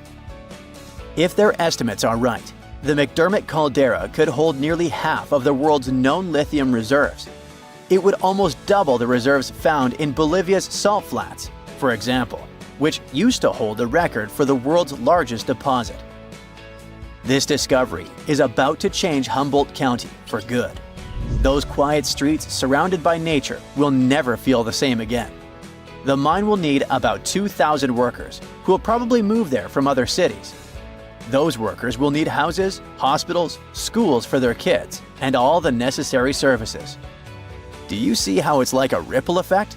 For every person hired to work on the project during construction, 6 more people will get hired in the state to support them. Thacker Pass is also going to have a huge impact on the economy, not just in Nevada, but all across the country. People expect the mine to be active for 35 years, and each year, it's expected to generate over $2 billion. But here's the thing. In Thacker Pass, they'll be extracting lithium from clay, and this process has never been done on such a huge scale before. So it's kind of a hit or miss, but if it works, it could completely change the industry. Big question: who's interested in all this? Well, we've got 3 big companies eyeing the lithium market in the US. First, there's ExxonMobil. The oil giant wants to start producing lithium by 2027, and they have plans to become the top supplier for electric vehicles by 2030. Then there's General Motors, the company behind big car brands like Chevrolet and Cadillac. They're so interested in this business that they agreed to pay $625 million for a 38% stake in Thacker Pass. And finally, Tesla. In 2023, they started building a factory in Texas to process lithium. It's all part of their plan to handle more of their supply chain themselves. Now that you know how important lithium is, you might be wondering, what if we run out? Well, that could happen, since it comes from mining and, just like gold, is a finite resource. But that doesn't mean we'd have to give up smartphones or electric cars. If we ever run out of this metal, we'd probably find new ways to produce batteries. In fact, some experts think thermal batteries could be the next big thing. They store extra energy from renewable resources like wind or solar power, which are very cheap. So they represent a new way of storing energy at a small fraction of the cost. Nowadays, they're primarily used for powering the production of steel, cement, and chemicals. Thermal batteries are also being used to heat and cool large buildings. However, more and more projects are focusing on bringing this technology into private spaces, like houses and apartments. Experts are optimistic that initiatives like these could make thermal batteries as well known as electric batteries, and they might soon become a regular part of our daily lives.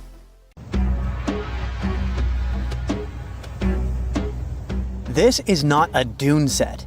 This is a very real desert in Niger. Jado was probably built by the nomadic Sao people and is filled with ksars, which are fortified houses made of salt and clay, with giant walls and secret passages. Located deep in the desert, it was once a vital stop for trans-Saharan caravans, but is now a hotspot for smugglers and bandits. The site has been off-limits since 2002 due to its dangers. The origin of the ksars remain a mystery. No archaeological studies have been conducted, leaving many questions unanswered. Even today, shifting sands reveal and conceal parts of these ancient ruins, fueling local speculation about what might still be hidden beneath the desert. Speaking of connective tunnels, scientists were blown away by the discovery of lava tubes in Saudi Arabia. These underground passages form when molten lava cools down. Researchers believe that ancient nomadic groups may have utilized these tunnels to survive the super harsh desert climates. While excavating the tunnels, archaeologists uncovered artifacts, rock art, and skeletal remains. The art and animal bones show that the people who used the tunnels were probably sheep and goat herders. They're still piecing together whether these groups lived in the tunnels for extended periods or just used them as temporary shelters. The Great Pyramid of Giza has been standing for thousands of years, but it's still hiding secrets. Using special scanning technology, scientists found 2 hidden structures under an ancient burial ground. The first is a shallow L-shaped structure, and below it is a much larger space that could be a final resting place or a chamber. The smaller structure was filled with sand on purpose, while the deeper one might be an empty chamber. Experts believe the 2 are connected, possibly as an entrance leading to a secret chamber. This is big news because it might give us some more insight into who built the pyramids and why. The world is full of ancient writing, but some messages refuse to give up their secrets, like the mystery of the Bash Plemi tablet. This unusual stone, pulled from a lake in Georgia, is covered in symbols no one can read. Even with modern technology, experts are completely stumped. The tablet is about the size of a book, with 60 symbols carefully carved into its surface. but 39 of them don't match any known language. Some resemble scripts from ancient civilizations in the Middle East, India, and Egypt, but none are an exact match. To make things even trickier, part of the tablet is broken off, meaning a piece of the puzzle is missing forever. To rule out a hoax, scientists studied the tablet closely. They confirmed it's made of vesicular basalt, an extremely tough local rock. Whoever carved these symbols must have been really skilled. Based on similar archaeological finds, experts believe the tablet could date back thousands of years, possibly to the late Bronze or early Iron Age. Some symbols repeat, which could mean they're numbers. Maybe it's an inventory list, a record of battles, or even an offering to the deities. Until someone cracks the code, the Bash Plemi tablet remains an unsolved mystery from the depths of history. Experts are still stumped with what this Minoan disc might mean. The Phaistos disc is one of the most mysterious finds from the Minoan civilization. This 6-inch clay object, discovered in 1908, has strange spiral markings that no one has fully decoded yet. The disc has 241 symbols on both sides, showing everything from people and animals to tools and plants. Experts have come up with many theories about what the symbols mean. Some think it's an early form of Greek. Others suggest it's a prayer or a hymn. And some even believe it could be a letter from a king in Anatolia to a Greek ruler. Let's see who will be the first to figure this out. It's always a fun day at an archaeologist's office when they find something as big as a 2,000-year-old marble head. A French archaeologist mission went digging inside an old medieval house near Alexandria in Egypt and found a statue's head depicting an old, possibly ill man. This statue dates from the last Egyptian dynasty before it became part of the Roman Empire, and the site where it was found is associated with the likes of Cleopatra and Mark Antony. For archaeologists, even the smallest finds at this site means a lot. You've heard of Lucy, right? The Australopithecus that was an early ancestor for us humans. Well, scientists found some of her species' footprints somewhere in Tanzania. The so-called Laetoli footprints are over 3 million years old. The trail stretched 88 feet and has about 70 footprints, left behind when a bunch of early humans walked across some wet volcanic ash. What's cool is that these early humans were already walking on 2 feet, like us, not all hunched over like apes. The close spacing of the prints shows they probably had short legs and a shorter stride than we do today. In an ancient Egyptian temple, archaeologists uncovered a shrine unlike any other, a place dedicated to falcons and 2 mysterious deities. One deity had a falcon's head, while the other wore a crown with a sun disk and cow horns. But the most baffling discovery was an inscription that read, "It is improper to boil a head in here." At the heart of the shrine, there are 15 headless falcons carefully arranged on a pedestal, likely as offerings to the falcon-headed deity. One theory suggests the birds were boiled first, perhaps to pluck their feathers, before being placed in the shrine, following the strange rule carved into stone.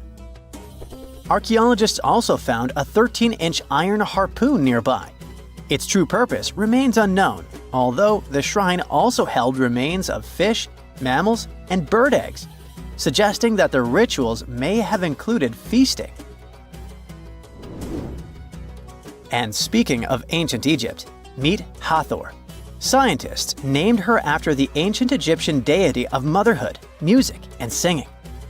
This wooden statue, housed at the Metropolitan Museum of Art, was thought to be just a beautiful artifact, until a surprising secret was uncovered. Using an X-ray machine, experts found a mechanical operating system inside it, with pulleys and axles connecting her shoulder to her left leg. When activated, the system made her hand raise and lower, an engineering marvel from over 3,000 years ago.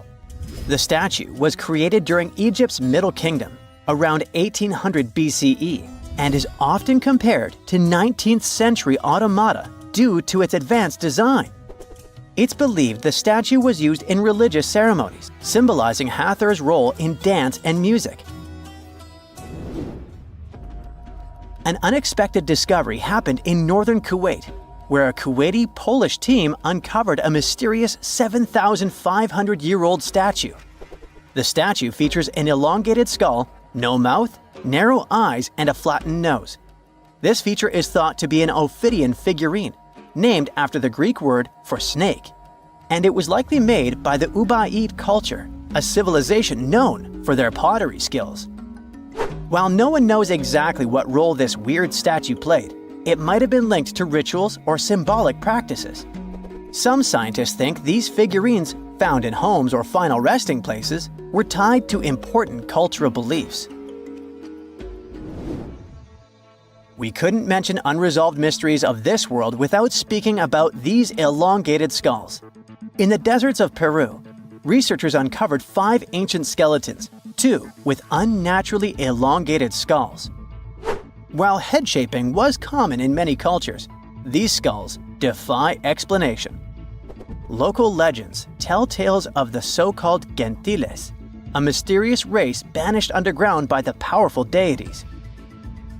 Some say this is what the skulls represent. Others think this is some type of genetic anomaly, which was confirmed after finding an infant skull, too large to be artificially shaped. Scientists discovered the largest water reservoir in the Oregon Cascades. It's hiding underground, holding more than twice the water volume of Lake Mead. Let me specify. It contains at least 19.4 cubic miles of water, which is almost 162 trillion bottles of water. If you drank 1 bottle a day, it would take you around 444 billion years to finish your stock. No wonder this underground aquifer discovery is so awesome. The Cascade Mountain Range, which contains the largest aquifer on Earth, stretches about 700 miles from Northern California to British Columbia. The high Cascades in Oregon have younger volcanic rocks, around 8 million years old. The Western Cascades are much older, 45 million years. They boast deep canyons and valleys. Scientists study the transition zone between these two areas to understand how water moved through volcanic rock and how volcanic processes had evolved over time. In the process, researchers measured rock temperatures at different depths. That's when the underground aquifer discovery happened. Normally, deeper rocks should be hotter because it's closer to the Earth's interior. But to everyone's surprise, in several areas, the temperature stayed the same even at greater depths. Well, this was a strong clue that water was flowing through the rock and cooling it down. In other words, the Cascades function like a natural water tower, storing and slowly releasing water into rivers and streams. These geological water findings are important for 2 main reasons. First, it's our potential water source for the future. Such a massive amount of water stored underground could be an important resource. So far, we don't know how long it will remain in its current state and how resilient it's going to be to changes. So, we need more research to properly manage its use. Secondly, it affects volcanic activity. When water seeps deep underground and reaches magma, it instantly turns into steam, creating extreme pressure that can trigger explosive volcanic eruptions. Understanding how much water is stored in volcanic rock could help predict future eruptions and the risks they pose. Now, even though this discovery is exciting, there are still many unanswered questions. Like, how does this water move through the volcanic rock? Or how much of it is actually usable as a water resource? Since this underground reservoir depends on rain and snow, a series of dry years could cause big problems for both water supply and volcanic stability. Researchers are now working to understand the full impact of the Cascades volcanic water reservoir and how to manage it responsibly. But let's look closely at the geological wonder that is the Cascade Range. Picture this: a massive mountain range stretching all the way from Northern California up to British Columbia, cutting right through the middle of Oregon. That's the mountain range we're talking about. In Oregon alone, it's about 260 miles long and up to 90 miles wide, covering 17,000 square miles. Whoa, that's bigger than each of the 9 smallest US states. The coolest thing is that the Oregon part of this mountain range is basically built by volcanoes, and apparently contains at least one volcanic rock water storage. The range itself exists because of something called the Cascadia Subduction Zone, where the Juan de Fuca tectonic plate, a chunk of Earth's crust under the Pacific Ocean, is slowly getting shoved beneath North America. As it sinks, the intense heat and pressure force water out of the oceanic rock. It lowers the melting point of the surrounding mantle and creates magma. That magma rises up and fuels the Cascade volcanoes. This is part of the Ring of Fire, the giant belt of volcanoes circling the Pacific. So, in a way, the Cascades are part of a much bigger volcanic system that's constantly shifting and changing. The Oregon Cascades are actually made up of 2 completely different zones, the Western Cascades and the High Cascades, and they look nothing alike. The Western Cascades are the older part. They formed around 45 million years ago. These mountains are rugged and deeply carved up by rivers. Some canyons are as deep as 3,700 feet. This part of the range used to be volcanically active, but over time, erosion has taken over, reshaping the land. The High Cascades, on the other hand, are much younger and way less eroded. Around 8 million years ago, the volcanic activity shifted, and new eruptions filled in old canyons, smoothing out the landscape. Eruptions kept piling up fresh lava, and rivers in this region didn't have as much time to create deep valleys like they did in the Western Cascades. That's why if you look at the 2 regions side by side, one looks jagged and carved up, while the other looks smoother and more built up. Some of Oregon's most famous volcanoes are located in the High Cascades. I'm talking about Mount Hood, Mount Jefferson, the Three Sisters, and Crater Lake, which actually formed when Mount Mazama erupted and collapsed in on itself. Unlike smaller volcanoes that pop up, erupt for a bit, and disappear over a few months or years, these giant volcanic centers have been active for thousands of years. And because they've been around for so long, they have way more complex magma systems. They produce everything from basalt, which is a runny, fast-moving lava, to andesite, dacite, and rhyolite. And rhyolite is the type of magma that leads to huge explosive eruptions. So, while some of these volcanoes might just ooze lava, others have the potential for devastating blasts. Another amazing thing about these long-lived volcanoes is that their underground magma chambers stay hot for a really long time. That's why the Cascades are one of the best places to tap into geothermal energy. There's a ton of heat just sitting beneath the surface, waiting to be used. Oh, and don't forget about the Cascades volcanic water reservoir. Who knows how we will use it in the future? Now, we already know that the Cascades are part of the magnificent Ring of Fire, Earth's most explosive zone. Imagine a massive horseshoe-shaped belt wrapping around the Pacific Ocean, stretching for about 25,000 miles. It's one of the most geologically active areas on the planet. This is where Earth's tectonic plates are constantly shifting, colliding, and grinding against each other, creating some of the world's most powerful earthquakes, volcanic eruptions, and deep ocean trenches. The Ring of Fire follows the meeting points of multiple tectonic plates, and they all surround the giant Pacific Plate. These plates aren't just sitting still, they're always on the move, pushing against or sliding beneath each other at their boundaries, known as fault lines. When this happens, you get everything from deep-sea trenches to towering volcanoes and violent earthquakes. One of the most extreme examples of this activity is the Mariana Trench, located east of Guam. At 7 miles deep, it's the deepest ocean trench on Earth. It was formed by a process called subduction, where one tectonic plate is forced beneath another, sinking deep into the Earth's mantle. The Mariana Trench is one of the most mysterious places on Earth. It's insanely deep, with crushing pressure and total darkness. So for a long time, people thought nothing could live down there. But it turned out that life existed even at the very bottom.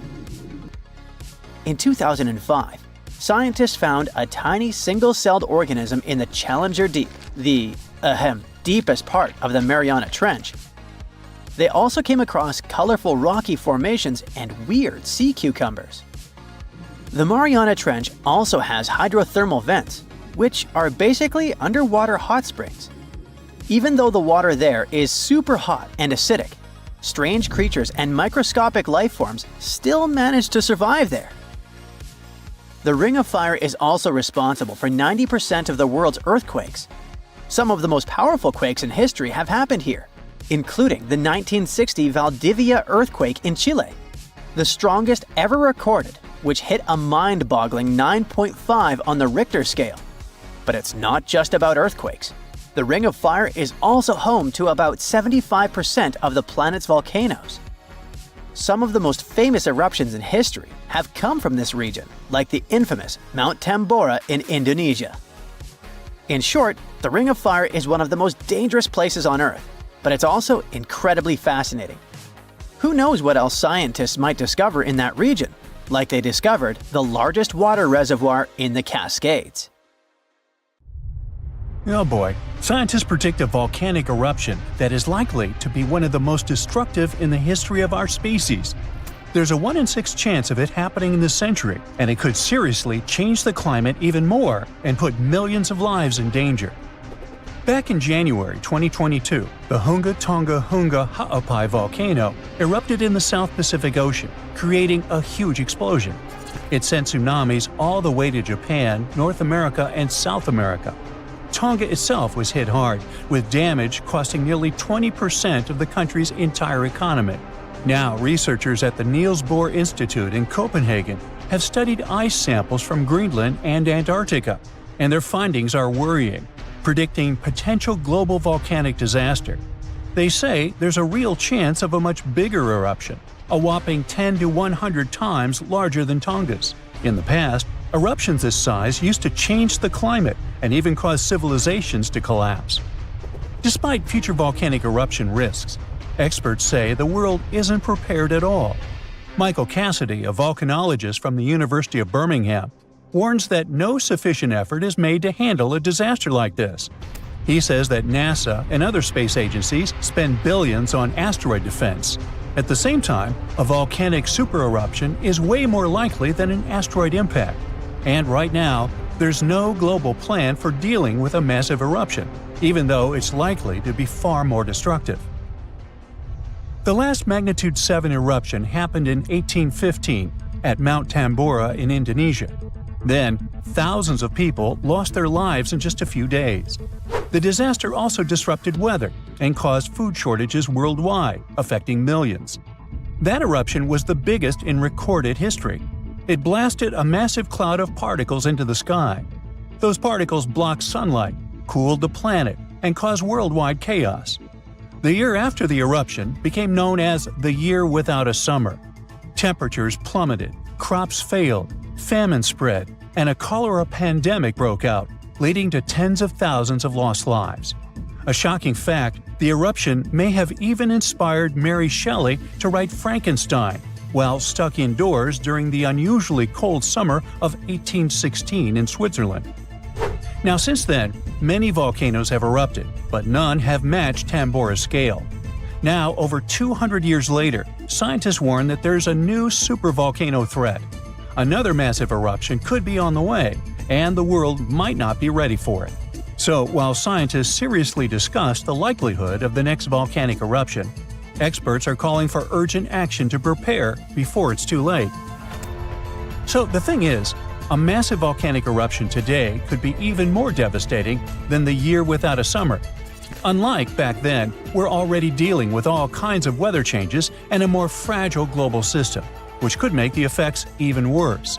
Dr. Michael Rampino, a geological scientist, warns that the world is more unstable now, and it means that a modern-day mega-eruption could have even more severe consequences. But this time, greenhouse gases from fossil fuels may make the aftermath of such an eruption even colder instead of warmer. So we're talking about volcanic activity endangering humanity. Dr. Thomas Aubrey, a volcanologist, found that in a hotter, more turbulent atmosphere, the sulfur dioxide gas released by a volcanic eruption would spread faster and farther than in the past. This gas forms sulfate aerosols, which reflect sunlight and cause global cooling. Because these tiny particles would be more evenly distributed, they'd have a stronger cooling effect than in 1815. Another atmospheric scientist at Cambridge explains that the size of these airborne particles matters. It affects how they absorb sunlight, and in a future warmer climate, an eruption could make the surface cooling stronger by 15%. At the same time, there are still many unknowns. Scientists from the University of Geneva say that we're only beginning to understand the full impacts of such an event. It's also difficult to precisely estimate future volcanic eruption risks, since we have very little data on older eruptions. So, to understand past volcanic activity, researchers analyze ice cores from Greenland and Antarctica, as well as ancient tree rings. Those act as historical records of weather changes. These measurements suggest that several eruptions in the past few thousand years temporarily cooled the planet by about 2 to 2.5 degrees Fahrenheit. One of the most catastrophic examples is the 1257 Somalis eruption in Indonesia, which was so powerful that it likely triggered the Little Ice Age. It was a period of global cooling that lasted for hundreds of years. More recently, the 1991 Mount Pinatubo eruption in the Philippines slightly cooled Earth for a few years. Because this eruption happened in the satellite era, scientists were able to measure exactly how much sulfur dioxide was released and how it affected the atmosphere. But even with modern tools like satellites and seismic instruments, scientists still have difficult times forecasting the next big volcanic eruption. Luckily, even though we can't predict the exact timing, we can study worst-case scenarios to help authorities prepare. This includes creating evacuation plans and stockpiling food in case of global crop failures caused by volcanic cooling. The changes in weather patterns might make volcanoes more active. Melting glaciers can reduce pressure on underground magma, which will increase the chances of an eruption. Plus, more extreme rainfall, which is becoming more and more common, can seep into volcanic cracks and cause powerful steam-driven explosions. It can affect both active and dormant volcanoes. Because of these risks, researchers are now mapping volcanoes that are the most vulnerable to climate change.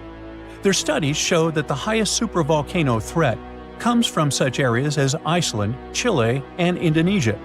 Those are places where glaciers are melting quickly or rainfall is increasing dramatically. A 2022 study found that 716 volcanoes worldwide, that's about 58% of all known active above-ground volcanoes, could be triggered by extreme rainfall, increasing the likelihood of another mini ice age. Now let's get back to that Hunga Tonga Hunga Ha'apai eruption that occurred on January 15, 2022. Scientists have confirmed that it created the highest plume ever recorded. The volcano, located underwater in the South Pacific, sent an ash cloud 187,000 feet high. That's higher than any previously recorded eruption. What makes this eruption even more remarkable is that it was the first to ever reach the mesosphere. It's the third layer of Earth's atmosphere. The mesosphere begins at about 160,000 feet above Earth, where meteors start burning up and creating shooting stars. To measure the plume's height, researchers from the University of Oxford and RAL Space used data from 3 geostationary weather satellites. Before this, the record for the highest volcanic plume was held by Mount Pinatubo's 1991 eruption in the Philippines, which reached 131,000 feet high. Interestingly, this kind of measurement was only possible thanks to modern satellite technology, and a decade ago, no one would have been able to do this. Another volcano we should mention in relation to a potential global volcanic disaster is located on Iceland's Reykjanes Peninsula. Its latest eruption happened in November of 2024, leading to evacuations in nearby areas. The eruption began just after 11 p.m. with little warning. The volcano released orange lava from a nearly 2-mile-long fissure. Authorities ordered evacuations for about 50 homes and guests staying at the Blue Lagoon Spa Resort, a popular tourist destination southwest of Reykjavik. While air travel was not affected, officials still warned of potentially dangerous gas emissions spreading across parts of the peninsula, including the nearby town of Grindavik. Grindavik, home to 3,800 residents, has repeatedly witnessed volcanic activity, and past eruptions even damaged its infrastructure and forced evacuations. For example, in August 2024, a 2.5-mile-long crack opened at the Sundhnúkangigar crater near Grindavik. It led authorities declaring a state of emergency as lava flowed in multiple directions. Fortunately, Iceland's meteorological office reported that the latest eruption was significantly smaller than the one in August. Geophysics experts conducted aerial surveys and figured out that the situation appeared less intense than the previous eruptions. These days, Grindavik is not at risk, but the possibility of further developments cannot be ruled out. Scientists predict more volcanic eruptions.